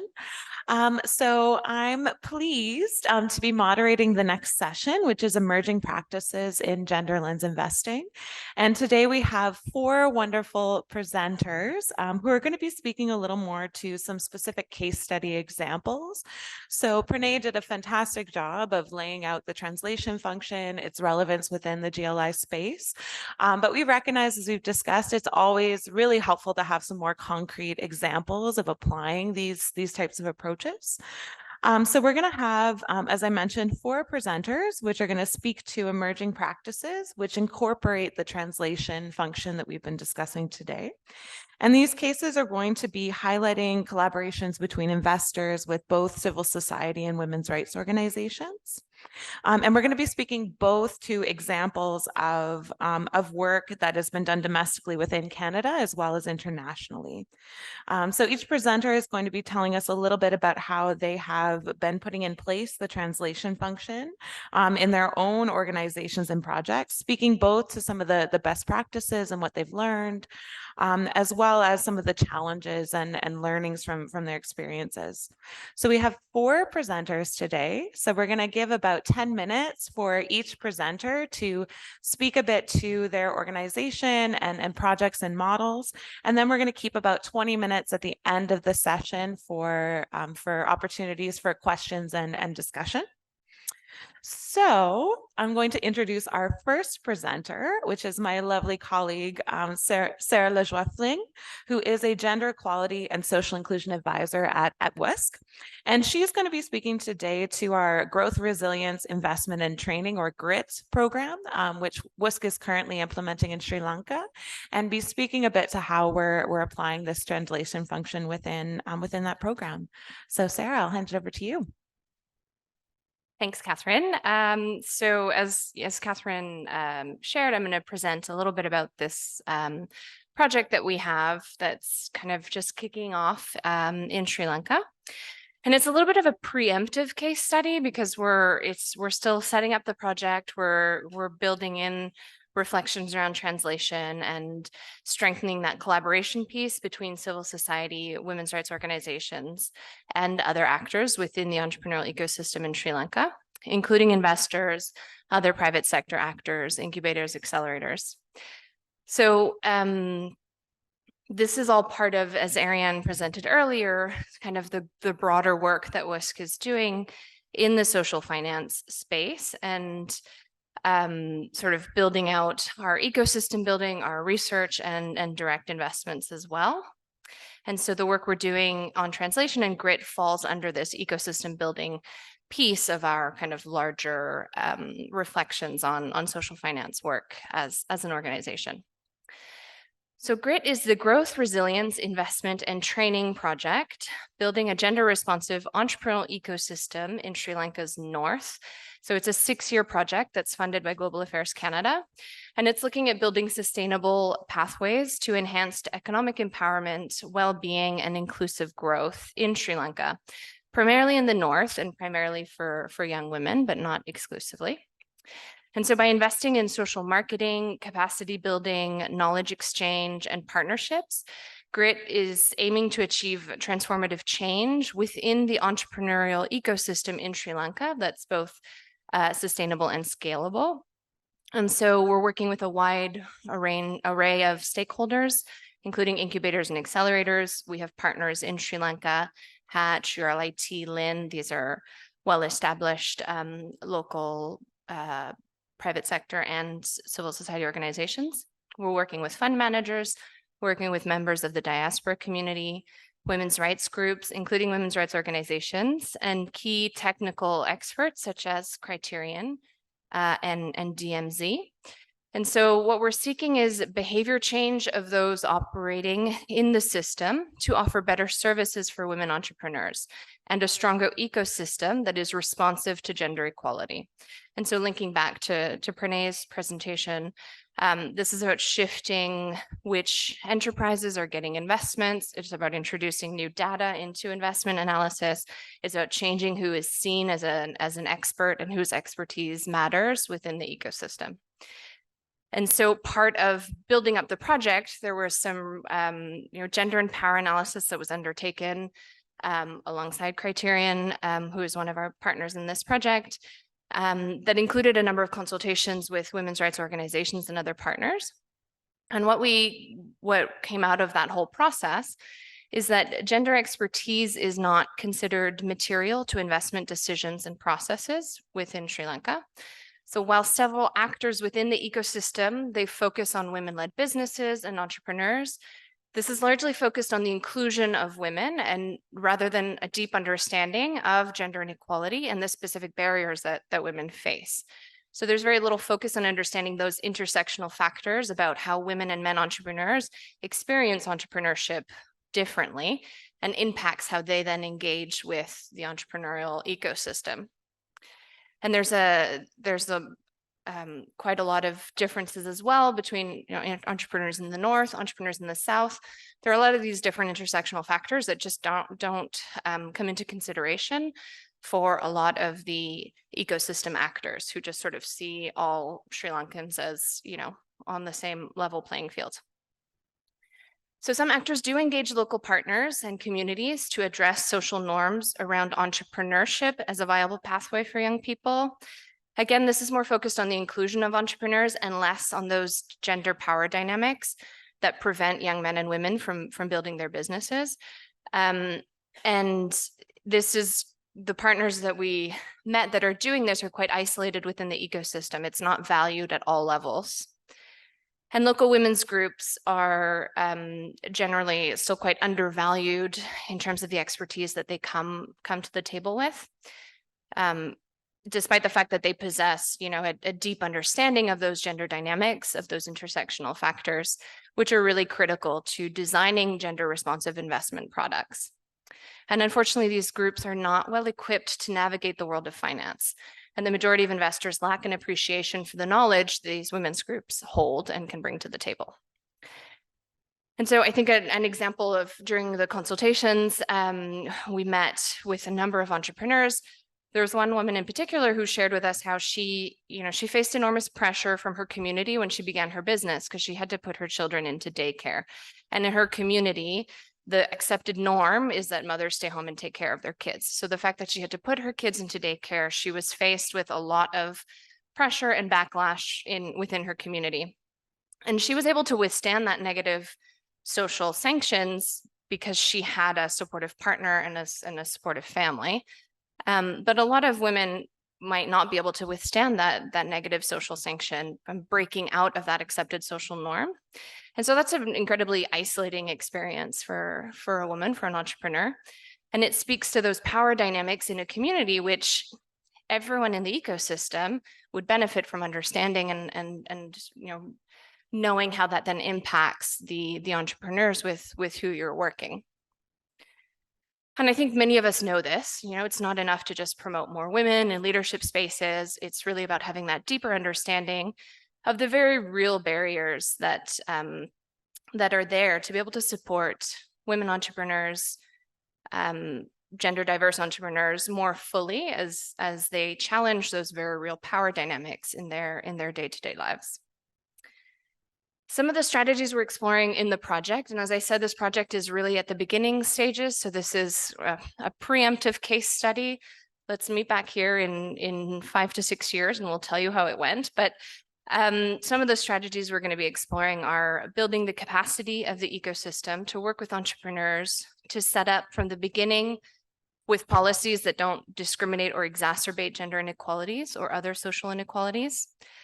And this is for entrepreneurs of all genders. And there's an opportunity here to support young entrepreneurs to have a different, more transformative starting point. And this is more at the entrepreneurship sort of business level within the ecosystem. building connections and networks so that ecosystem actors have access to gender equality and social inclusion analysis to be able to understand more deeply those constraints with which entrepreneurs are working, particularly women entrepreneurs, in order to adapt their services and investment products to the needs. So this is the, fix the capital, not the company. But to do that, you need to understand the context. You need to understand those dynamics. And then using analysis and research in the project, particularly from women's rights organizations, to create data, information that can be shared within the ecosystem, including investors, for a better understanding of that gender equality context. So this is valuing the expertise that already exists, that is already there, that's just not currently part of the ecosystem. So we're still in the early stages of this. What this is going to look like is, contributing to analysis and assessments, it's convening actors, it's working with ecosystem actors, including investors who are committed already to opening up to this deeper analysis of power dynamics. There's going to be a lot of documenting and learning and sharing and contributing to case studies with partners in Sri Lanka and outside. And in collaboration with Criterion, we've already done some initial mapping and consultations with women's rights organizations.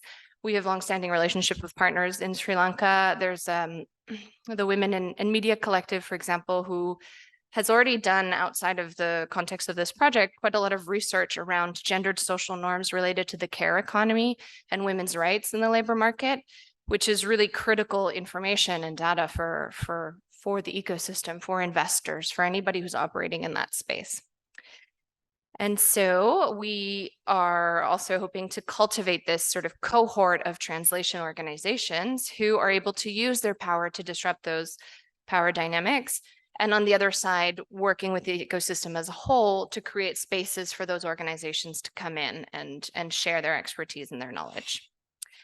I will leave it there. I think this afternoon we have a discussion group where we're going to be talking about collaborations between women's rights organizations, civil society, and investors. So if there are questions, we can dig into that a little bit in the afternoon and talk more about like what structures and systems need to be in place to allow for this kind of collaboration that we're seeking for in the GRIT project, and happy to hear experiences from others too.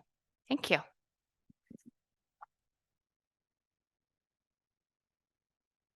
Thanks so much, Sarah. So next, I'd like to invite Lindsay Wallace, Senior Vice President of Strategy and Impact at MEDA, to come and speak a little bit to MEDA's experience working in this space. So welcome, Lindsay.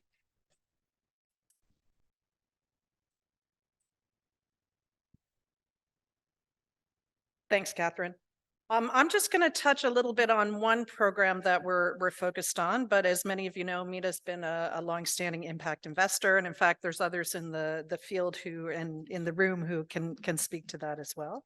And gender inclusion has been central to our work for many years. But last year, we launched the MasterCard Foundation Africa Growth Fund, which is a $200 million fund of funds investment program that is seeking to catalyze, de-risk, and strengthen, as well as support market facilitation. So it's broken down broadly as $150 million for investment capital, $25 million for business value creation, and another 25 for collaboration, learning, and management. And at the heart of the program, it goes back to one of the points that I made earlier, the fact that only 4% of capital goes to women-led fund managers. And what we really want to do is test the hypothesis that we'll have oversized gender impact at the portfolio company level by actually shifting and putting more resources into the hands of female and gender diverse fund managers. So we believe that by shifting things up here, we know that female-led fund or female fund managers invest more in female-led companies. We know that female-led companies have outsized impact in terms of all of the 2X criteria, number of staff, governance, customers. So if we shift things up here, how do we move things down here? Because of its size and scale, it's also very much trying to shift some of the dynamics within the overall ecosystem, particularly in Africa. So really trying to shift perceptions and bias, related to investments and female fund managers, as well as female-led SMEs. But we're also having a number of conversations around domiciliation, a number of issues related to the challenging financial markets in Africa. And most importantly, we also want to try to influence the overall ecosystem through co-investment and helping to shift perceptions within the sector. MEDA is the lead investor, but we are certainly cannot do it on our own. We're working with a consortium of partners, including Investissement et Partenaires, ES Partners, of course, Criterion Institute, Genesis Analytics, and Africa Communications Group. And the goal is for the fund to have at least one investment in each of the 7 countries of the MasterCard Foundation's Young Africa Work Strategy. And the fund is going to be dispersed over a 10-year period. In terms of gender integration, one of the things that colleagues at Criterion have been helping us with is really making sure that we look at all of the fund and decision-making processes from the very beginning and how we work as a consortium all the way down to how we screen and how our investment vehicles that we support screen the various portfolio companies, having a very strong gender diversity, equity, and inclusion lens on that. So we've got a whole series of tools and frameworks. We're working with the various investment vehicles to develop gender action plans, and we're tracking the impact across a number of different criteria all the way through the overall program. In addition, we've made it really important to include a number of gender factors into our due diligence process. To date, we have got 5 investments that are underway. We've dispersed about 35 million of the 150 million, and that is supporting about just over 700 direct jobs, of which more than half are for women. We are continuing to build our pipeline of investment vehicles. And actually, some of the things that we're seeing is because there's a requirement that the majority of the investment vehicles be domiciled in Africa, a number are actually redomiciling, and that's taking some time. We're also looking for a significant co-investment in each of our investments. We can take a fairly significant stake. And often we do that to help funds close, but we do want to crowd others in. To date, a few learnings. It's still early days, but there is very, very high demand, both from first-time as well as mature fund managers. And in part, it's also because we're able to provide both pre and post support to the investment vehicles. But as mentioned, domiciling in Africa and also seeking co-investment, and of course, co-investment timelines is a number of, or has caused some delays in closing some of the deals. One of the other things that we've been leading on is a side conversation and some research on domiciliation and how to encourage greater domiciliation in the Global South. And, not surprisingly, and I'm sure similar to what many of you find in your work, we find that the investment vehicles that we work with, along with the portfolio companies, they're all at a very different stage in terms of their understanding and inclusion of GDI principles. So we've got tailored support along the way. Those are the kind of high-level points, but I'm happy to answer more questions later on. And yeah, we're very excited about this and look to replicate this in other geographies. Thanks very much. Thank you so much, Lindsay. So next, I'd like to invite Narinder Dami to speak to us today. So she's the executive lead and co-founder of New Power Labs, which is a national organization focused on growing capital for underfunded and overlooked communities. So working both in Canada and abroad. So looking forward to hearing more from Narinder about some of the applications, both within the Canadian context and more widely. So welcome.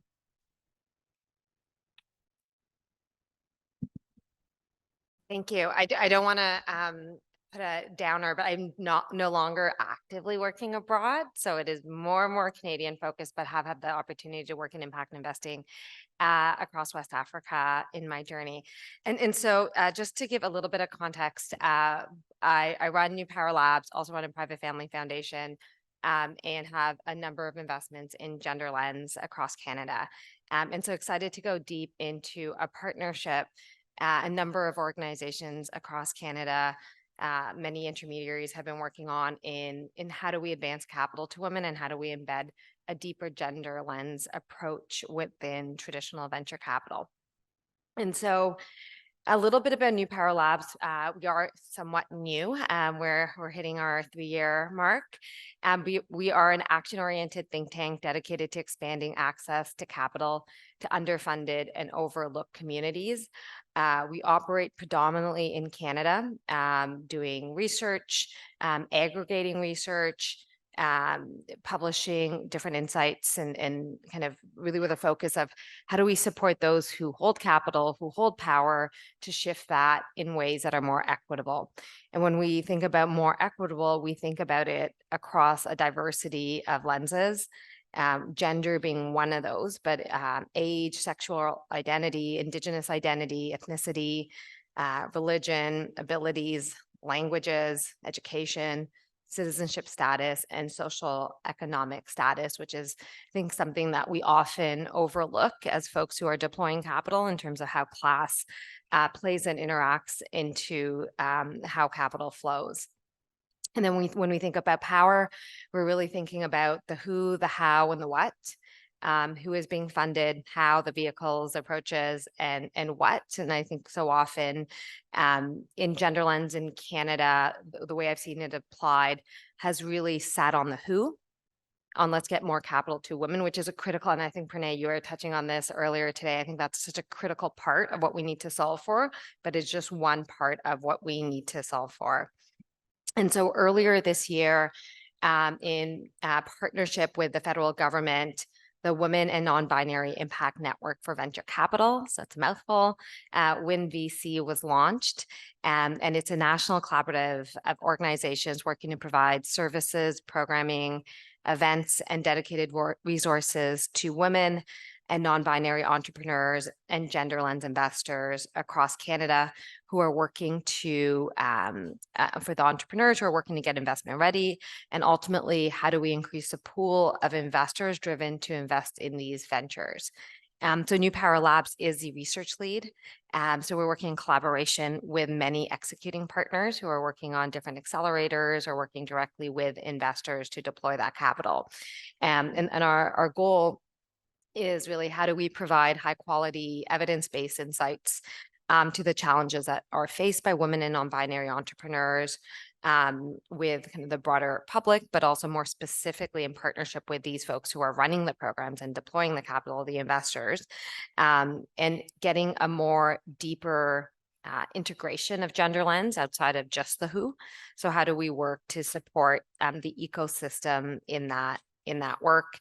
And the overall program, we're fairly new. We're 3 months, 4 months in, maybe 6 months in. My time is all blanking these days, but we're just early part of our journey. It is a just over a 2-year journey with this collaborative of organizations that include Spring, the Canadian Women's Foundation, SVX, Pillar, WeBC, Pond Despondé, and a few others.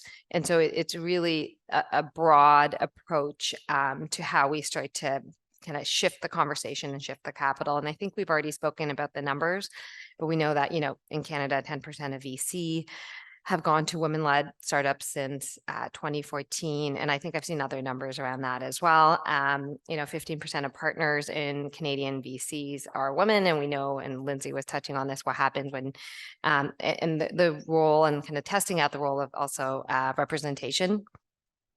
And then when you have other diverse lenses, we know how much more difficult that can be for entrepreneurs. So overall, the program, so I'm excited to come back in a few months or in a year to share how it's going and what has shifted. But we're going to be, the collaborative is delivering programs for 140 enterprises, and we're going to be working with 140 investors across 2 years. Back to those pieces of enhancing knowledge, driving systems change, mobilizing capital, and really, again, for us as New Power Labs is how do we embed a deeper approach to gender lens within the Canadian context.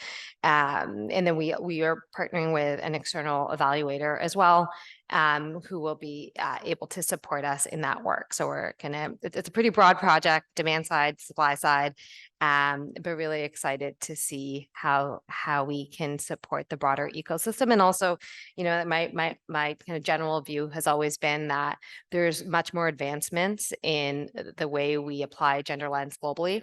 And there's so much in our application in Canada that we can learn from. And so excited to work and partner with many of you in the room as well in that journey. Thank you.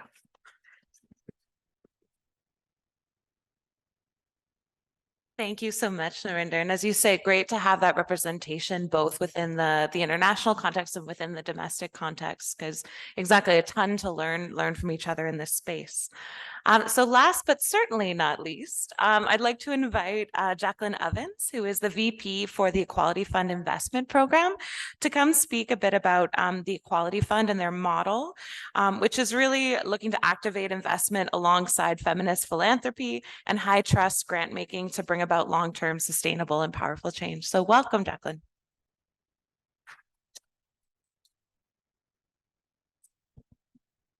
Thanks, Catherine. It's a pleasure to be here today to talk to you a little bit about the Equality Fund and our very unique model in the world of gender lens investment. I like to think of our model as a case study for everyone to sort of look at, not only in the world of gender lens investment, for other foundations and endowments who are thinking about how they can also try to mission align their portfolio to the values that they're trying to achieve with their grant making. So the Equality Fund was seeded with $300 million of capital from the Canadian government in 2019, with the ambition of being the largest funder of global feminist organizations and women's movements. Unique to that model, though, was that we would also try to use that endowment to be a form of catalytic and activist change within the investment field. We have committed and have achieved investing that $300 million 100% with a gender lens. How do you do that? And that's sort of been a journey that we've been on for the past few years. And we've had to really think about frameworks that we would like to use to understand how you can approach a gender lens investment across asset class. So a traditional endowment would take a 60-40% equities versus fixed income sort of approach to investing their capital. Well, how do we do that with a gender lens? And so it's been a learning journey to understand how we can think through the different products that are out in market currently, but also can we also be a catalytic investor and creator of products that other investors could come into in the gender lens investment space. So to date, and I recognize that not everybody may understand what I mean by asset class, but asset class is really sort of the vehicles for your investment, and that would be public equities, so investments that are traded on the stock market. It could be also fixed income, which are bonds that are traded on on public markets. Private debt, which is actually providing loans and credit to private companies. And then on the private equity and venture capital space, it's thinking through and actually taking ownership into those companies themselves. And so as you would imagine, the impact and the lens that you take to each of these different asset classes is going to be different when you're thinking about it from a gender investment lens. On the public equity space, well, How do you decide if Amazon's gender aligned or not, or you know, Ford Motor Companies? I mean, these are really the opportunities that you have to invest when you think about it in the public equities market. What we've done is we've been able to create products alongside RBC, one of our original consortium partners, to create a back-end gender aligned index that uses public company data and assesses them across a number of factors. So this is a gender data aggregator called Equileap. And we've created structured note products, so fixed income products, or fixed yield products, I should say, as well as growth products that use a back-end index of the top rated public companies in terms of gender metrics. And so we've created products in the public equity space, but we've also created products in the fixed income strategy as well. Those products are actually available for anyone to invest in. I mean, if I want to encourage and really help to advocate for other foundations, high net worth individuals, institutions, pension funds to think through about how they can actually take a gender lens role. And that's one of the roles that the Equality Fund plays in the space of public equities and fixed income, is to advocate for these types of products. But as you would imagine, the impact that you're going to have in terms of, you know, sort of the lens that a lot of civil society organizations would have and want to see is limited on the public equity space, right? I mean, the reality is I'm not going to get a meeting with Jeff Bezos to ask him about his gender data and what they're trying to do. But it's still important that you are highlighting and assessing how companies are achieving on various metrics. And that's and the way that we can provide a lens and a highlighting to that problem and those particular areas is critical, and for others to come into the market, because the reality is for most investors, the public equities and fixed income markets are your first entry point for investments. So it's important to still have the conversation there. Where you can have more impact, though, absolutely is in the private capital sphere. So doing investments into companies either with debt or with equity into and as some of the other speakers have highlighted, into private equity funds or venture capital funds that are they themselves led by women or investing in women themselves, investing in products and services that are really focused at supporting sectors that are have disproportionate impacts to gender equality. These are the lenses that you can bring to the world of private capital.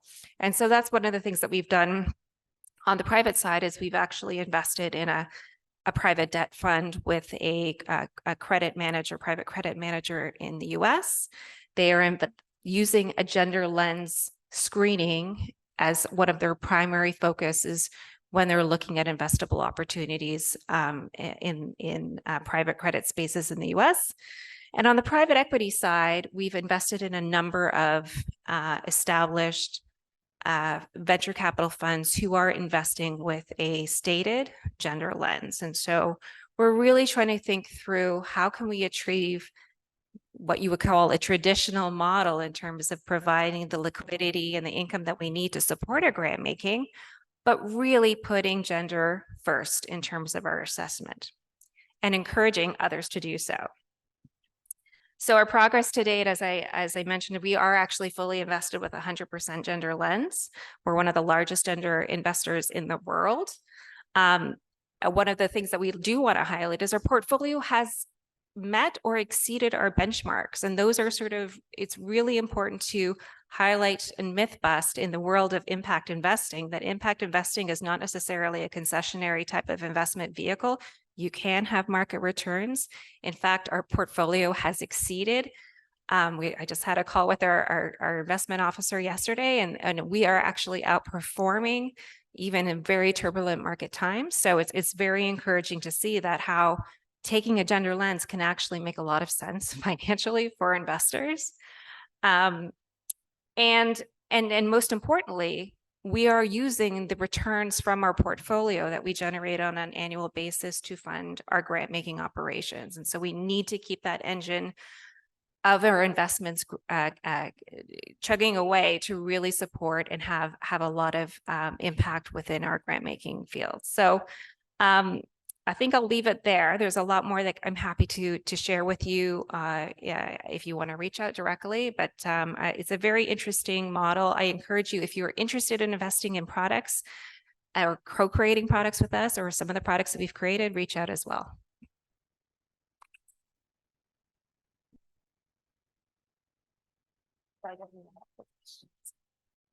Thank you so much, Jacqueline. So what I'm going to do now, we still have about 20 minutes for questions before lunch, so we're right on time here. So what I'd like to do, I'd like to invite all of our panelists up to the front, and we'll take some questions.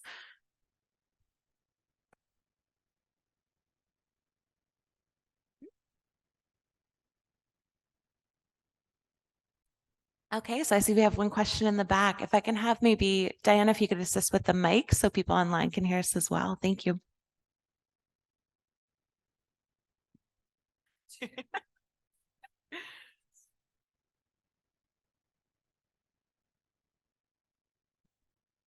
Just for Jacqueline, the last, when you spoke about, could you give examples of like publicly traded companies that you are investing in through your mechanism? Yeah. It's interesting. It is Amazon. It is Apple. It is the sort of the big tech companies. And the reason is, and I'm not going to be say that they're, oh my God, they're amazing gender aligned organizations.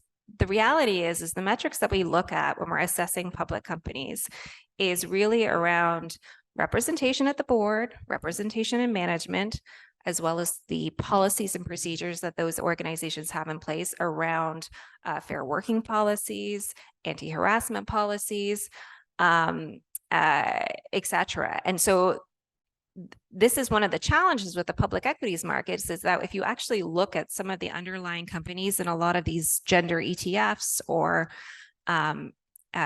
it's, you know, you could kind of look at them and you kind of do a collective shoulder shrug. I'm like, okay, they're interesting companies and they're what you would sort of expect, and they're very investable companies, but are they really bold enough? I think there's an opportunity that we could take it further and be really pragmatic and really seek out companies that are having not only aligned with sort of gender criteria, but like really putting gender as a focus in terms of the products and services and how the customers that they're serving are impacted. But that's going to take time. And I think there's a recognition that the way that we can assess within the public equity space and the fixed income space is limited, firstly, to primarily North American and European companies. There's very little data on public market companies from emerging markets and in the global South. That's a big issue. But the reality is, if you actually look at all these factors, the big blue chip companies, for better for worse, are the ones that probably have the best reporting and are actually having the best outcomes in terms of gender data. So look, I'm not going to pretend that it's like amazing companies. Like I'm not going to be here saying you should invest in X, Y, and Z.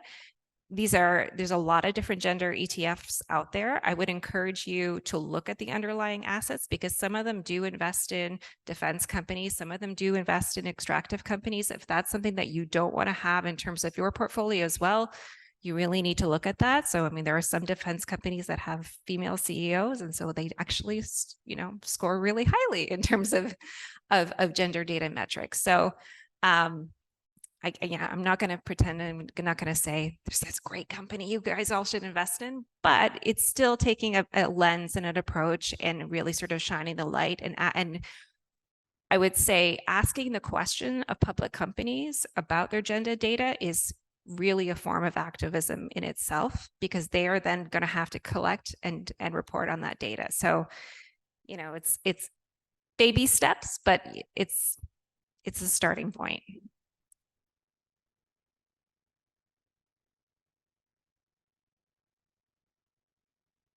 Yeah, also to Jacqueline, in your mechanism that you use the gender lens, and how much do you use for the diversity? So if you use like a gender lens perfectly, but they are all Americans or North Americans, but not from Asia or Africa or Middle East, then is it, which is more important? Do you also consider the diversity as well as gender?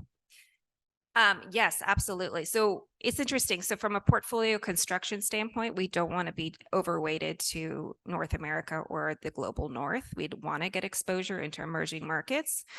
And so we see that primarily as through our investments into our private allocation in our portfolio. And so we have invested into private equity funds that are operating in Southeast Asia as well as in India. And hopefully looking to also invest in some that are working in South America. So that is where we take more of a diversification lens with our allocation strategy, simply because we just don't have the gender data on the public equities part of the portfolio. I would say diversity more broadly speaking, in terms of the data that's being collected, it's not, you can get actually information on other diversity metrics within the public sphere. So while we only really focus on gender data, there absolutely is an opportunity for, if you want to take a more diversity screen to your investment strategy, you can apply racial equity screens to public markets data as well. So there are other approaches out there. There are other other ETFs out there that are taking more of a diversity lens. So look at them, look at the underlying assets, look at the screening they're doing.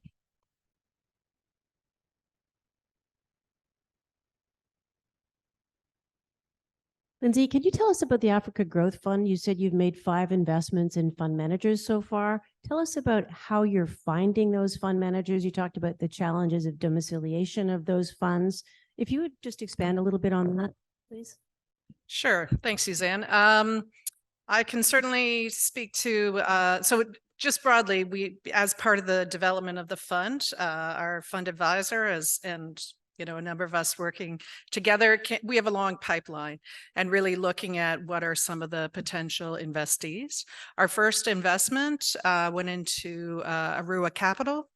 And it's a very typical story. So Arua is based in Nigeria, and it's headed by a woman named Adesua Rhodes, who after about 15 years on Wall Street, went back to Nigeria, tried to raise a fund, and it took forever, and people just wouldn't invest in her. So we invested alongside Visa Foundation as well as Nyala Ventures, which is a fund that was set up by FSD Africa and the Collaboration for Frontier Finance.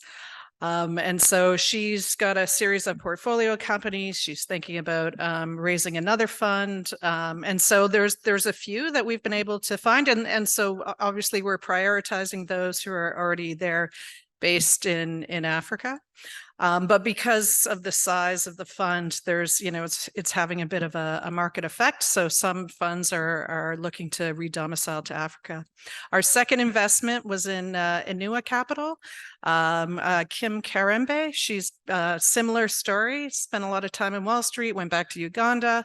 This is a newer fund. So she's starting her investments in some of the portfolio companies. And I would just, if folks want to know more, I mean, I can't do either of these two investees justice. There's great videos of them on the Africa Growth Fund website, so africagrowthfund.org. And yeah, I mean, there aren't as many as we would like there to be. The team is continuing to look and to develop, and as some apply, and if they don't make the screen, part of what we have the ability to do, because it's there's a lot of flexibility in what we can use the funds for. So, we can do debt, we can do equity, we can do a whole variety of different blended terms. We can do warehousing, we can do working capital, and then we can also provide technical assistance to the fund manager. So it really, for those who maybe can't make that first cut, there's opportunities to help get them to the next level. Thanks. And in the meantime, I have a question for Narinder. I'd be interested to hear a little bit more about your experience working with women's rights organizations and other civil society organizations around this translation function. So Pranay talked a lot about how there's this perception that rights organizations don't necessarily want to work with finance. Would be interested to hear a bit more about your experience working in that translation piece between those two types of organizations. I think, thank you for that question. I think that I've been in some ways almost focused in on the space of social finance in Canada.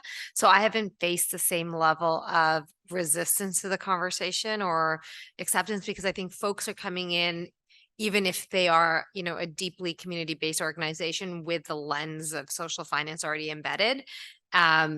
Trying to think about so that's kind of the scope in which I've been working to date. And I do know that when you start to broaden that, I've had when I've tried to broaden that group of folks that we're talking to, there is and can be that resistance, but generally linking it back into the why. And so what are we trying to achieve? How are we going to get there?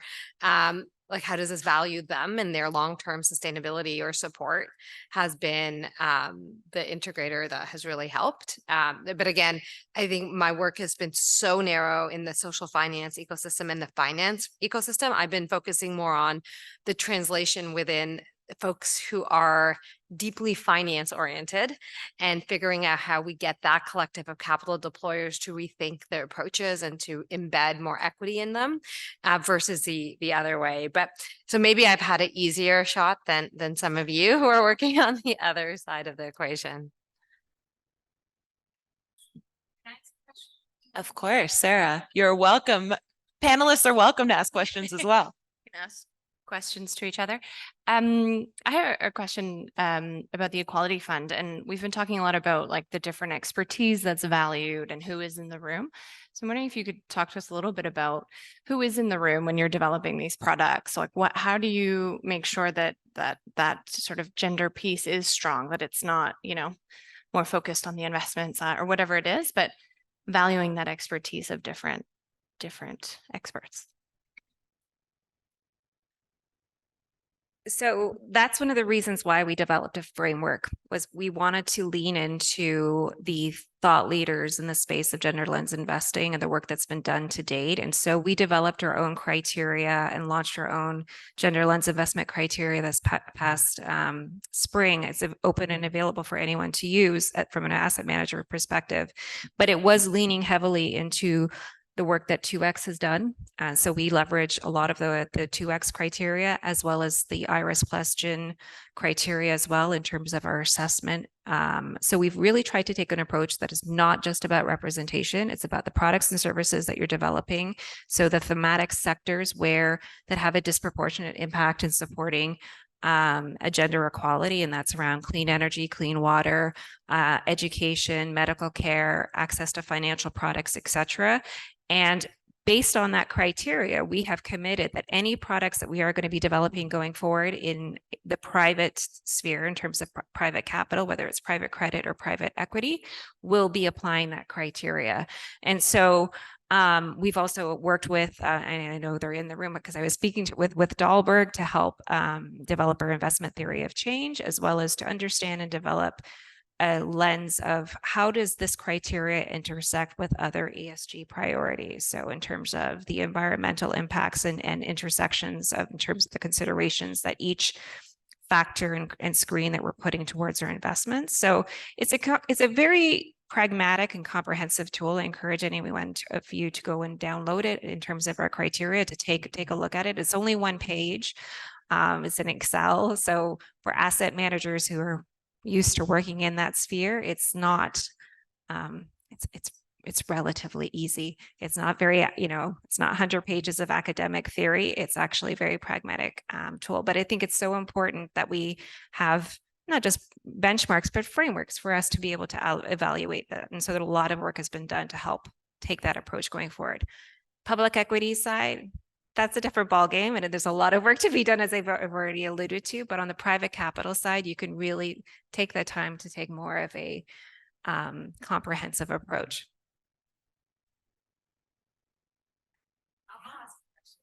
So this is this is my, I'm gonna, not to put you, it's gonna put, so MIT had this research they published about 2 years ago that looked at fund managers who are ESG fund managers. And they said most time they vote against the values of ESG, and that the folks that are putting money into those funds would hold. And often they're invested in similar kind of companies like the Amazons, the Apples, but they're not actually utilizing their voice in moments of shareholder power. So how do you think about that role within a quality fund?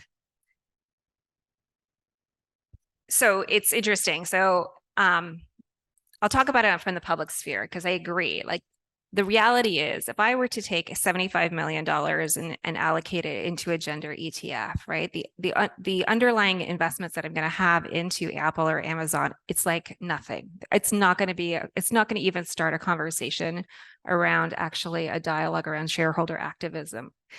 And frankly, also, you're doing a sort of a positive screen. You're investing into the companies that are, in theory, doing better, right? So you're not even investing in the companies who really need the help and for you to really advocate. So what is the role that Equality Fund can do as an asset owner is really to advocate and sort of collate and catalyze other investors who care about the same issues into products and bring it forward to their asset managers to say, these are what's important to us. So when you're talking to your Jarislowsky Fraser, you're talking to Manulife, or you're talking to RBC, when you, as an investor or as an asset owner, we need to be able to say, these are our priorities. Tell me what your policies are in terms of proxy voting on X, Y, and Z. Like, you do actually have to take a more of an activist stance. That's one way to do it. Is it going to move the dial as much as you'd like to in the public sphere? Well, it's about raising awareness and scaling capital.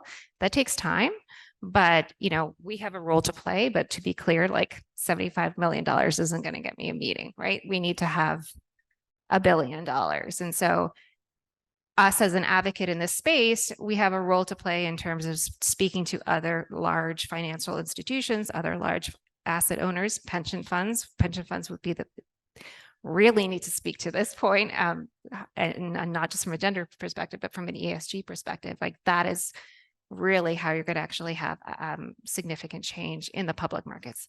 On the private side, I think you actually have a much greater voice in terms of how you're directing capital. And if you're doing it via private equity or private debt, through the terms and the structures that you put in place around your investments, you actually can have a significant voice at the table in terms of if you're having sitting on the board, or if you're a board observer, or if you're on their credit committees, you can actually have a much more active voice. Thank you so much. So we're almost at time here. I'm just going to check and see if we have any. I'm not sure if anyone's monitoring the online questions. If we have any questions online. Nope, no questions online. So we have time for one final question. Thanks.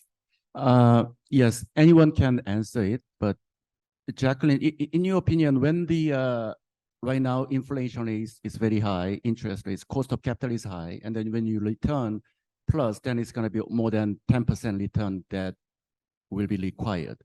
When in this environment, our investors are less likely to demand the gender lens investing and then diversity lens over, we don't care, just get the return. Is it good environment, or is it a threat to your philosophy or your practice? I mean, most people's perspective would be like, oh, I don't want to do ESG. I don't want to do impact investing right now. I need to preserve capital. I need to seek returns wherever I can, because we're in a very challenging market environment, 100%. Interestingly, though, having just come from my report, my meeting with my OCIO yesterday, our portfolio was outperforming the MSCI, right? And it's like that, it does take time to get those messages across, but I think it's starting to land with a lot of asset managers realizing that having a more diverse portfolio, and I'm not just talking from a gender lens, actually does in interestingly ways translate to better and more resilient returns. Our portfolio, by and large, is actually, in terms of portfolio volatility, is actually quite a bit less risky and volatile than other endowments and traditional models. So we're a case study, right? And I think it's going to take time for us to be able to publish these results, but we are part of the myth busting vehicles out there to talk to pension funds, and I'm going to rail on pension funds again, but about the world of impact investing and how it isn't about concessionary capital, how it actually is an investment strategy that can have both risk return payoffs that are in line with what their overall objectives are. I think people need to stop thinking about impact investing as the 5% that you have available in your investment policy statement. It can be applied across asset class. It doesn't just need to be thought of as a social finance type of investment. That is a huge part of it and it's very impactful. But you can take an impact approach across investment or asset class. And the more that we can scale into each different type of investment class and organize ourselves, frankly, and collaborate with one another, the better chances we're going to have in terms of creating impact across sort of the larger systems of capital. Just one comment complementing that. So at MEDA, we have something called our Gender Equality Mainstreaming Framework that I know many in the room have some experience with, but broadly it involves looking at gender at a company level. We've also done it with funds. Recently, we went back and interviewed about 15 different companies that had a GEM assessment done, and we'd not engaged with them for a few years. And across the board, everyone indicated that having that assessment done and really thinking of a gender action plan often helped them to increase revenue as a firm, because they started having conversations about, well, how do we deal with certain human resources issues? How do we go out and find women clients? Well, often to get more women clients, you need women staff, and so it was very much a positive trigger to say that if you actually take this lens, it can actually have support the bottom line. So I agree. I think there's this false trade-off between inclusion and performance. So, and I think right now, especially given how ESG in particular is becoming very politicized, it's up to us all to kind of share these examples and continue to shift the conversation. Great, thank you so much. So we do need to close off and head into lunch, but I want to thank all of our panelists for providing some really concrete examples of approaches that different organizations and players in this space are really using to try to bridge that gap and convince on both sides. So convince companies and investors of that we don't need to have this trade-off, and ensuring that we're engaging with women's rights organizations, CSOs, people on the ground, engaging that gender analysis to ensure that we're investing in companies and supporting practices that are really pushing the needle on gender equality. So round of applause for our panelists. And Diana, I'll hand things back over to you. Thank you. Amazing. Thank you all so very much. To our online friends, I hope you've enjoyed the session. We're going to take another pause to refresh and replenish, have some lunch for the next 1 hour. But for our online friends, please take a little bit of a break and join us back on here at 2. For the ones in the room, please join us back here at 1. Lunch will be served right outside to the left where we had our refreshments, and we'll come back to our breakout sessions with the amazing facilitators. So when we get back at 2, we'll provide further instructions. Enjoy your lunch. Maybe we can just do, we didn't do this in our last group and it was a mistake. We can just do a quick round of introductions just so we know who's around the table. We can start virtually. Anyone, Etienne or Mallory, would you like to just let us know who you are and where you're coming from? Okay, I'll jump in. Etienne Graal, I'm currently self-employed and formerly with FinDev Canada. I was director of strategy for FinDev Canada until late last year, and I was also the director of the project to design and build FinDev Canada way back in 2017, 2018. So I've seen the whole gestation of that organization, and therefore the whole build out of the gender agenda of FinDev Canada, which, as you know, was hardwired into the operation. So this is a topic that I obviously continue to be very interested in. Great, thank you. Mallory? Hi, I'm Mallory. Such a pleasure to be participating virtually. Thank you again for accommodating. I've worked at the UN for the past few years on the largest investment to end gender-based violence. And previous to that, I was working with feminist grassroots organizations in East and Southern Africa, as well as South India and Latin America.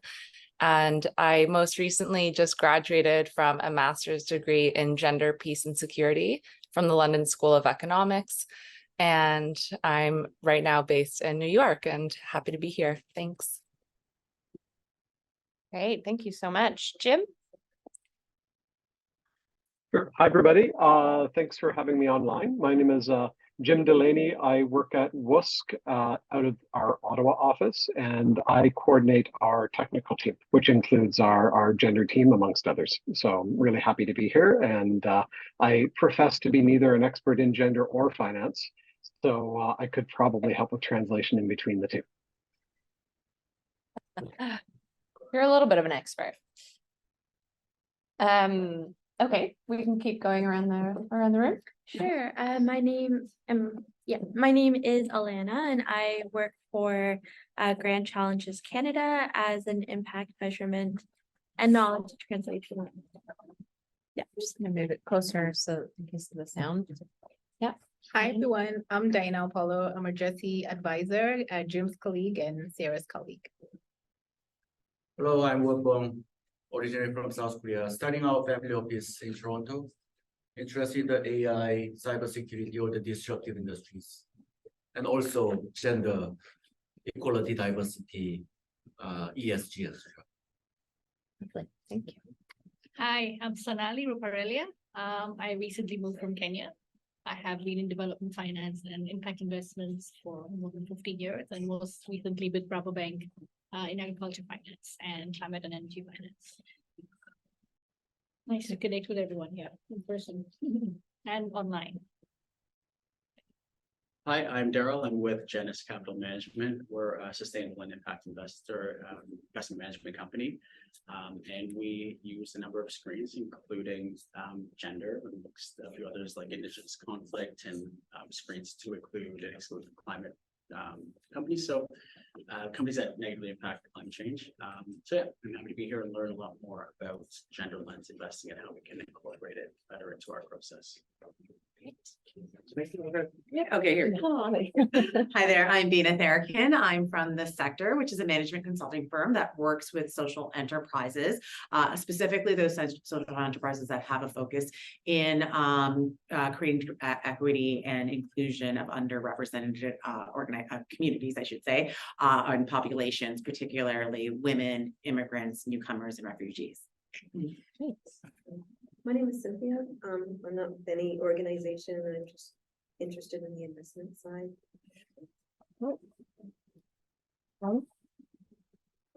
I am not an investor. I've just been helping with Scale for the last couple of months, and just to contribute however I can to the discussion. Great. I see there's one more person who's joined us online. Sid. Hi. Oh, thank you.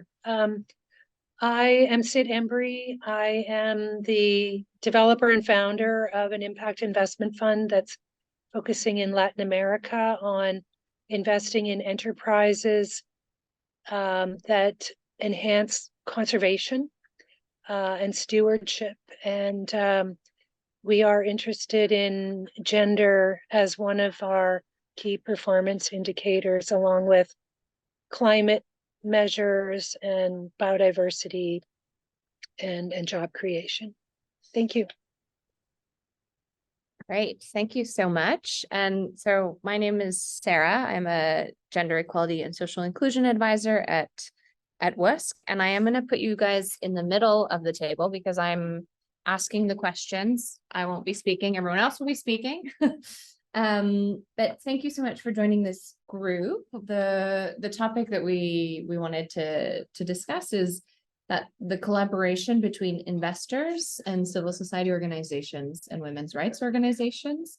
And so in June, CAFIID had some discussions as part of the Canadian Leadership on GLI discussion series. And one of the conclusions that came out of that was that collaboration between impact investors and women's rights organizations and gender specialists can help drive more intentional, power-aware businesses into the GLI space and create a supportive ecosystem for gender equality initiatives.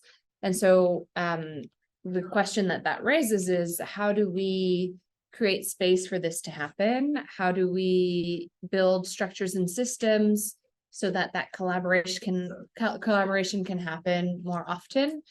And in the first group session, we were talking a lot about the need to create those spaces because it's often two kind of separate worlds. Like the women's rights organizations, the social justice world sits very separate from the investor world. And so how do you bridge that gap? How do you make sure that there is collaboration? And so maybe just to kick us off, we could start by talking about what, hold on, I want to skip to this one. Yeah. Kind of more generally, how do we create that space as kind of a more general question? And then what's kind of needed to ensure that gender specialist women's rights organizations can meaningfully contribute to these spaces where investors are, and vice versa? Like what do investors need to be able to value the expertise that women's rights organizations bring to the table? The floor is open for thoughts around this and experiences, anything you would like to share. I think from this morning when I forget her name, the one from Equality Fund, she was talking about all the examples and the success stories. And what comes to mind now when you're asking this is, I think, the whole concept of storytelling and awareness and actually sharing of stories or business case scenarios where gender lens approaches have succeeded or not, or where they have worked better, or maybe regionally or sector-based. That I think is very enlightening to a huge population and a huge world, especially the impact world that we come from. So I find that is maybe a gap to be addressed. And it's never enough storytelling is what I would say.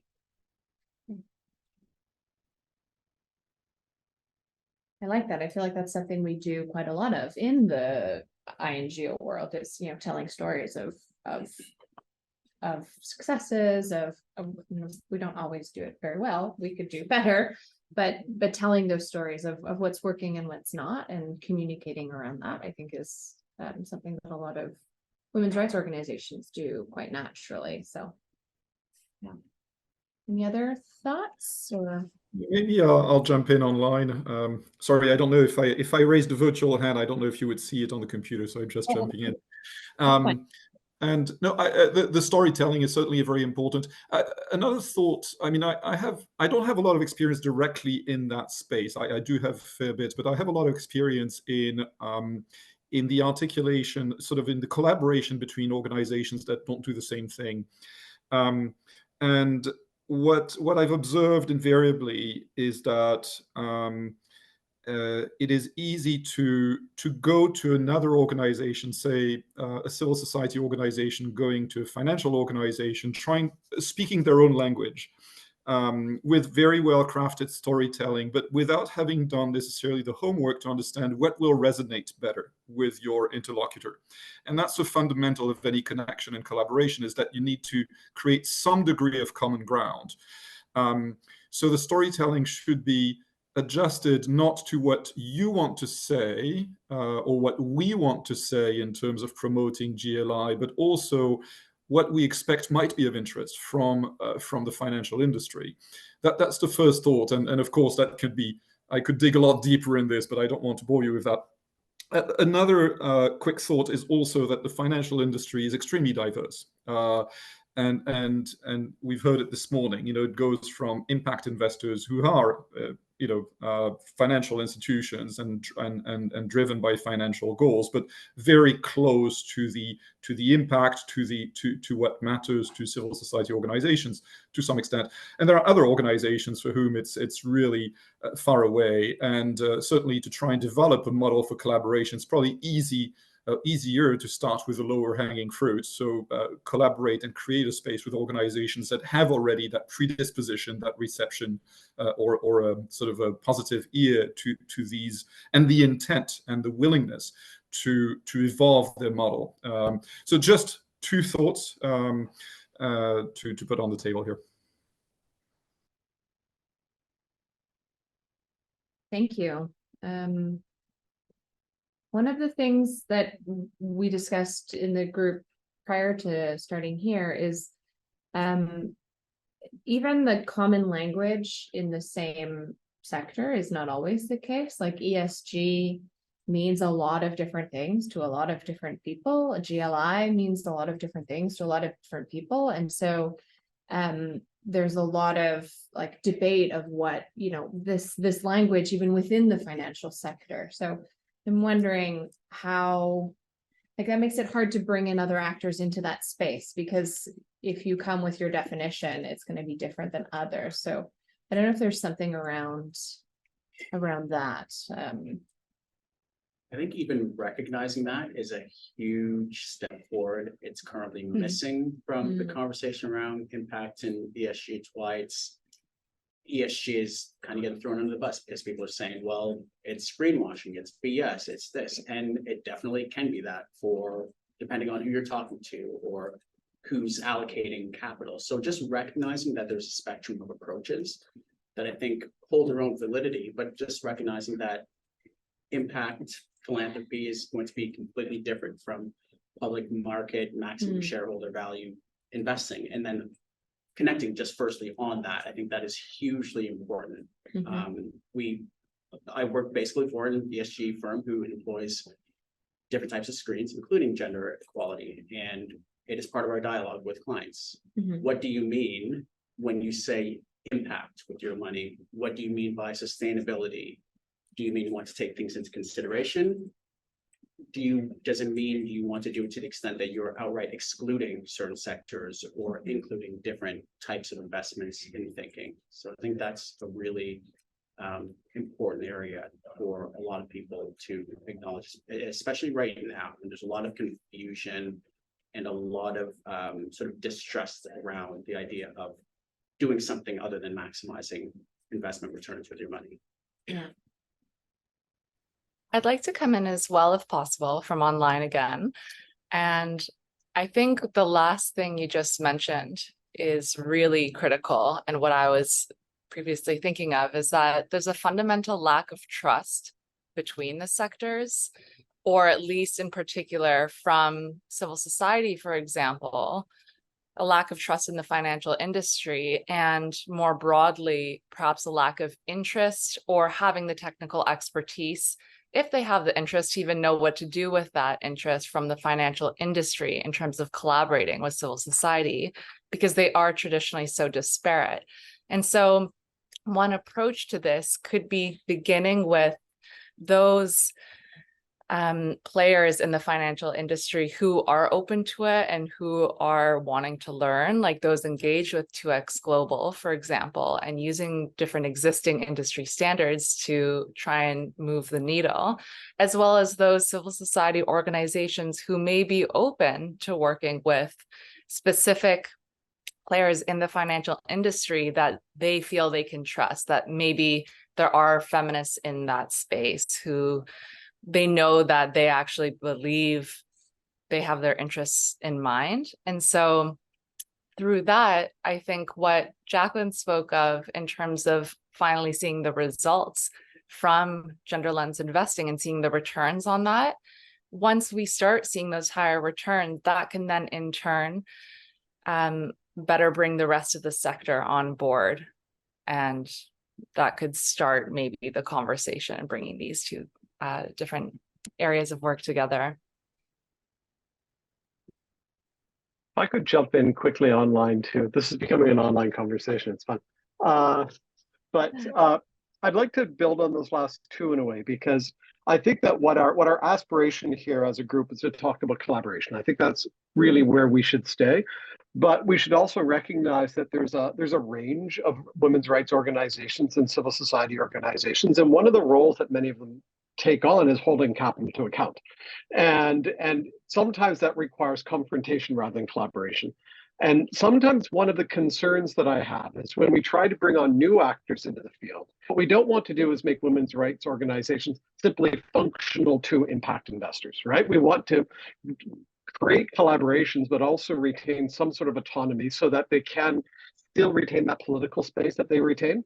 And I don't want to derail the conversation with that, but I think it's something that we have to keep our minds around, especially coming from the CSO angle. Yeah, I think in the previous group, we talked about this a little bit in terms of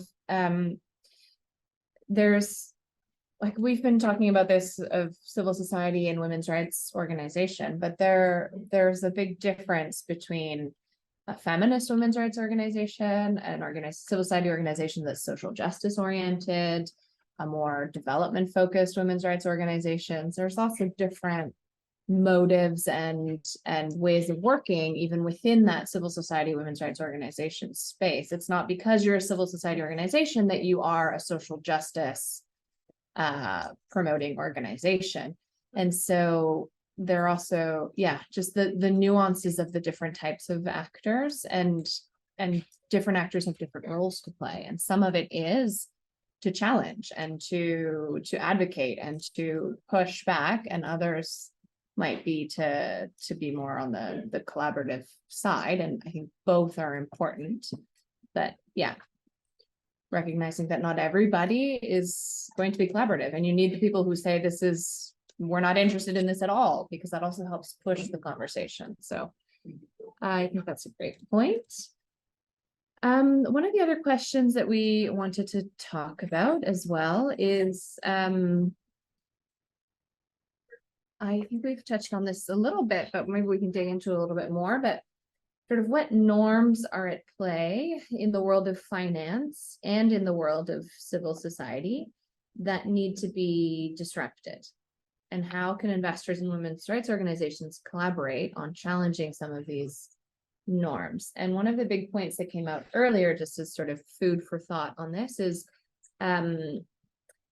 finance. One of our participants was saying that finance is a little bit kind of in an arbitrary position of power, and this is a bit of what Pranay also presented. I mean, finance was created by humans, so it can change and it can shift. And that idea that finance and capital is like the most powerful system, like that is a norm that we have all, many of us, we sort of subscribe to it in some way, but can that be disrupted? Why is that something, like, people who are willing to disrupt that way of thinking? I don't know, just throwing some thoughts out here. So my experience working with, I would say generally underrepresented groups trying to access capital. And we kind of talked about this at our last group, but just, that power imbalance where probably it's more of the supports that are provided to those underserved groups, including women, to adhere to the rules of accessing capital versus the recognition or understanding from that finance side. What do we need to do so it's more accessible to these groups? So just as an example, I work with the social enterprise that does promote female entrepreneurship and try to create pathways for researchers to commercialize their discoveries. There's quite a bit of discrepancy in Canada in terms of the patents produced by women. It's about 30% for men and 5% of women researchers do that. So quite a bit, even though that the representation isn't quite equal, but it's not that imbalanced.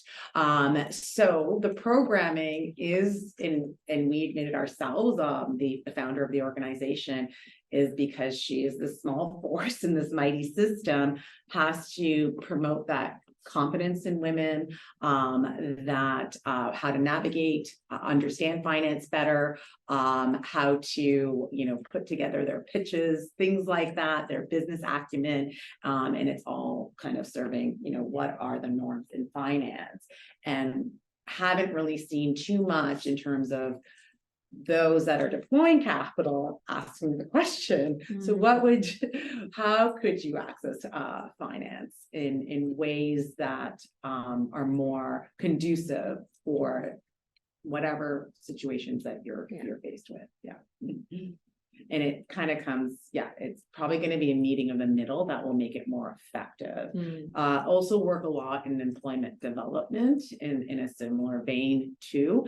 I think there's been a lot of work in that area in terms of addressing the challenge. And actually, I'm specifically working with immigrant women in terms of employment development pathways. A lot of programming, a lot of supports there. It's pretty recognized now that the employer side has to come through. Right. So that same kind of shift of thinking needs to come, I think, in the capital side. I think the entire capital space, not the entire, parts of it struggle with the definition of fiduciary responsibility.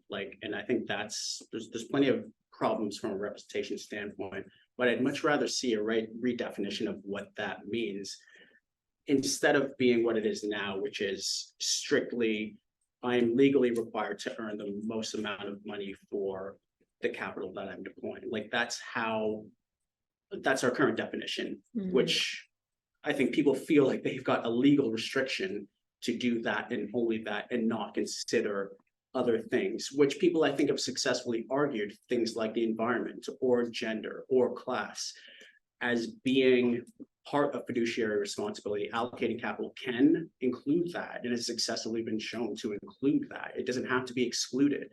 That's arbitrary, I think. And I don't think that enough large organizations are, sort of taking a look at, what does it mean to be a fiduciary and have that standard of care, and also consider qualitative metrics that they are not accustomed to and probably aren't comfortable with including in their investment decision-making.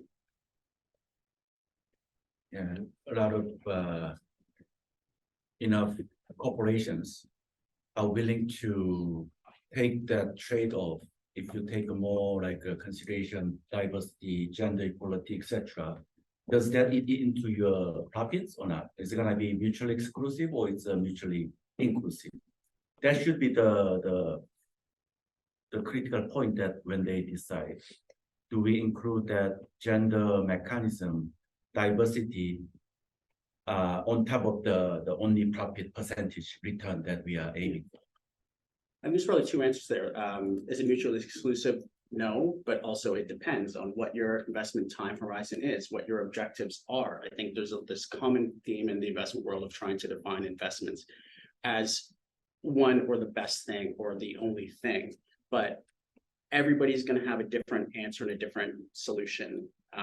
They're going to want to take into consideration different things. The sponsor of the California teachers retirement system want to take into consideration certain things, climate, gun violence, when it comes to how their money is allocated. And yes, there are deviations in investment return over different periods, but no, I don't think that it automatically means it's a mutually exclusive trade-off where you're giving up additional considerations, additional expense to do the investment consideration process versus your returns. But as everything in finances, it depends. I'd like to jump in here. This is a fascinating discussion. I must say, when I heard Pranay talk about changing the system, I was scratching my head this morning. Couple of thoughts.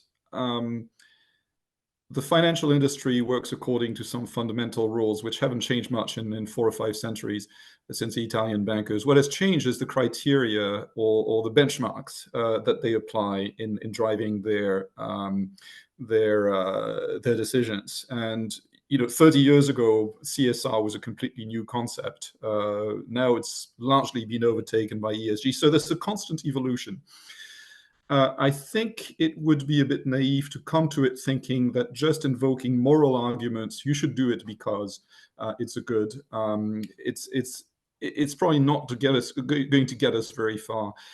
I think there's a couple of things that we need to keep in mind. First, I would certainly build on what Lindsay was saying this morning on inclusion and performance are not mutually exclusive. They don't necessarily work hand in hand all the time, but they can work hand in hand. And I certainly retained from Pranay's presentation the whole need to keep developing the data. And that could join also the the storytelling that we were talking about a minute ago, but things need to be supported by evidence that will align with the way financial institutions will work. I don't think we can go in and expect financial institutions to all of a sudden change the way they're doing things. And another thought there is that my observation is that the best factor of change within the financial industry will be from within, will be competitive factors. It will be those organizations that can demonstrate that they can actually do better business than their neighbor because they are including those elements into their thinking. So again, it goes back a little bit to what I was saying earlier about the low-hanging fruit, working with those organizations that have the openness to consider those factors and how they factor this into their business and develop new business models that are disruptive through the competitive process, not through the moral process.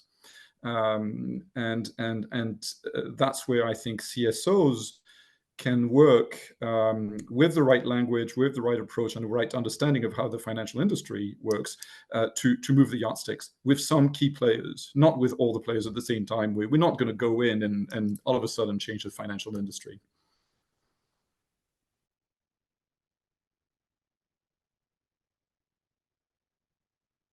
Jim, I'm picking on you. Do you have thoughts? Sorry, you broke up. That was me. So I'm picking on you to add your thoughts. So I don't know if I have thoughts right now. I think that I do agree with Etienne and Lindsay's discussions this morning that yes, we do have to understand the logic of the financial industry and understand that within sort of the broad rules and norms that are currently applied within finance, that there's room within those to shift, but up to an extent and up to a degree, right? And I think that we have to be tactical and we have to be practical as CSOs in terms of the changes that we aspire to see and also the changes that are likely for us to see. And so some of that is this discussion of translation, right? I also think that some of those that might be more embedded in social justice world than this group that are speaking today would say that we're at a very specific inflection point right now. When we do talk about triple crises, we do talk about some of the very basic assumptions under which some elements of our economy are run being called into question. So there might be an opportunity, right, to push us further than we thought possible. And to do so might require using a new language. To do so might require thinking a little bit differently. I know that sounds a combination of optimistic and pessimistic, but be curious to hear what others think.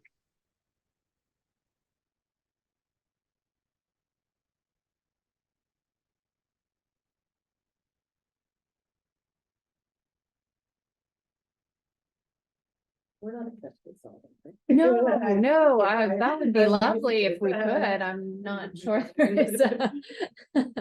No, I think this is a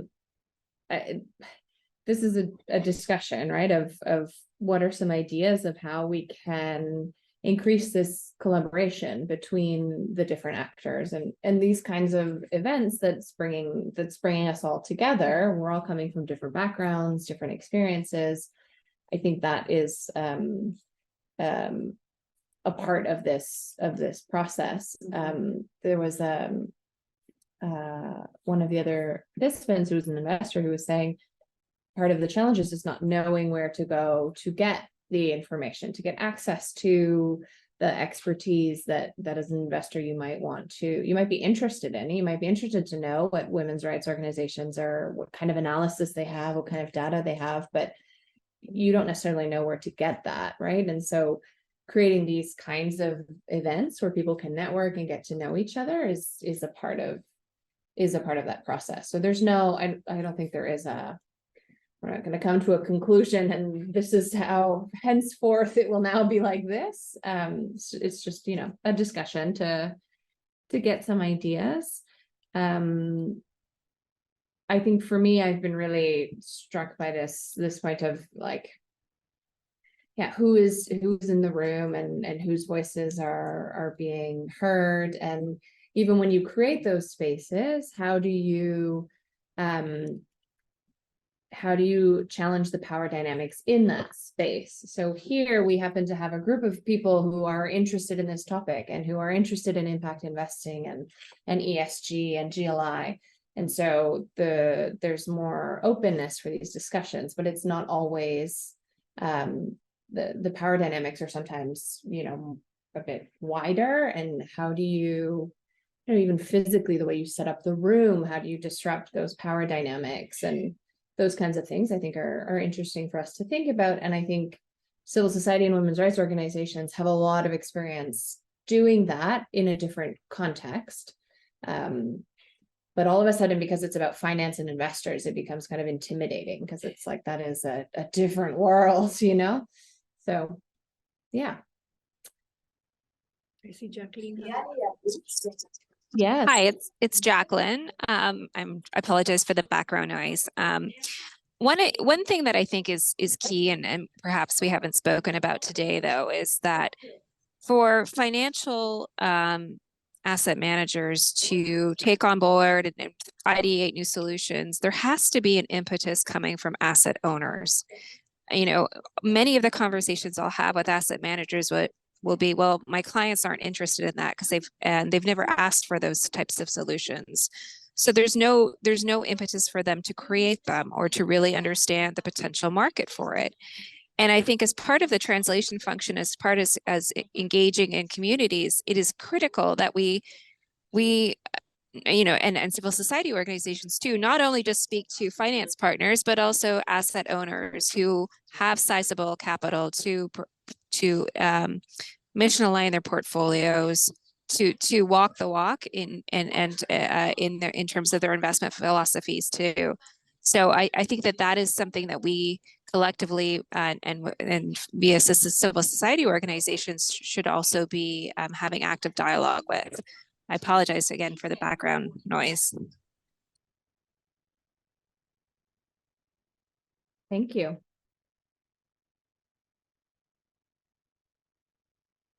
I think we have some other people who've joined us online. Does anyone who hasn't spoken want to say anything about this creating space for investors and women's rights organizations to collaborate?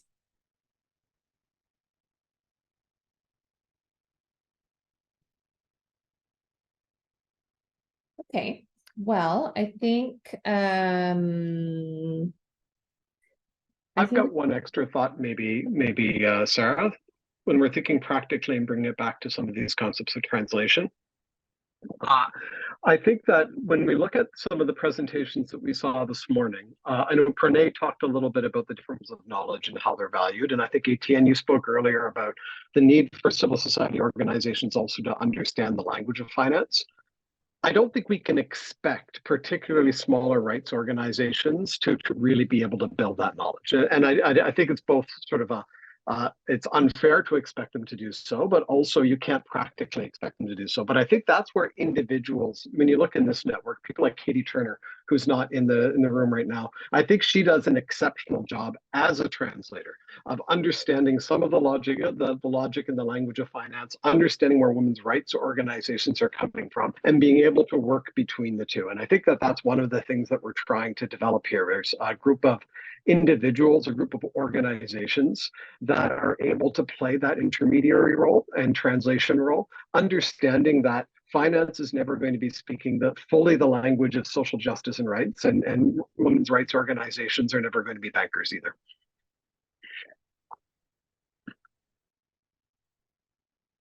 Yeah, I think that came out previously in the group before as well, of identifying individuals who are already in that space and giving them the platform to continue to do that work. I do think there's something as like international INGOs such as WUSC and the plans and the MEDAs of also being ready to open those spaces and like invest the funds necessary to open those spaces, to pay for people to come and occupy those spaces. Like that is a use of funds because if you're asking people to come into spaces but you're not ready to pay for that service, so thinking about that as well, and where there are women's rights organizations who are interested in building that capacity, being ready to invest the funds necessary to support them to do that, which I think is a part of a lot of the work that we already do as INGOs. So lovely. Thanks, everyone. I think Etienne has his hand up, Sarah. Oh. Only if there is time. I just wanted to make one example in a different space, but I don't know if some of you are aware of something. I don't know if it still exists, but it was called the Devonshire Initiative.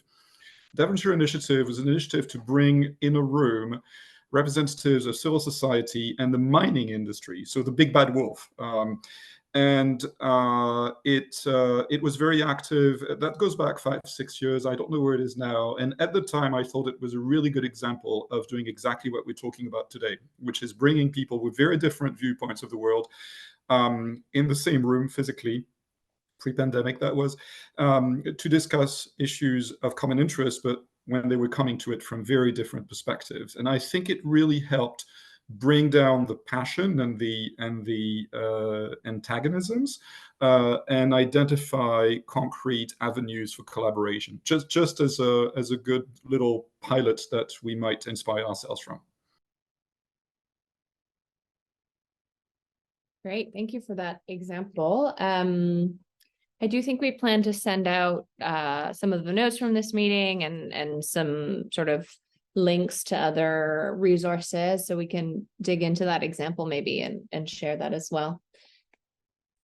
Okay, if there are no other burning thoughts, we are meeting back in the big room. For those online, you have time for a quick health break for a little bit of sharing of the key takeaways of the 3 groups before the day wraps up. So thank you so much to everyone who participated. I'll try and pull out kind of the key takeaways, and if I forgot anything, you can always raise your hands and add them in when we go back. So I think we have 10-15 minutes before we meet back in the main room. Online folks, I hope you stay with us and join us for the debrief. Will do. Thanks very much. Great to meet you all. Thank you. Thank you. Thank you, Sarah. Thanks, Thank you, everybody. everyone. Thanks, Jim.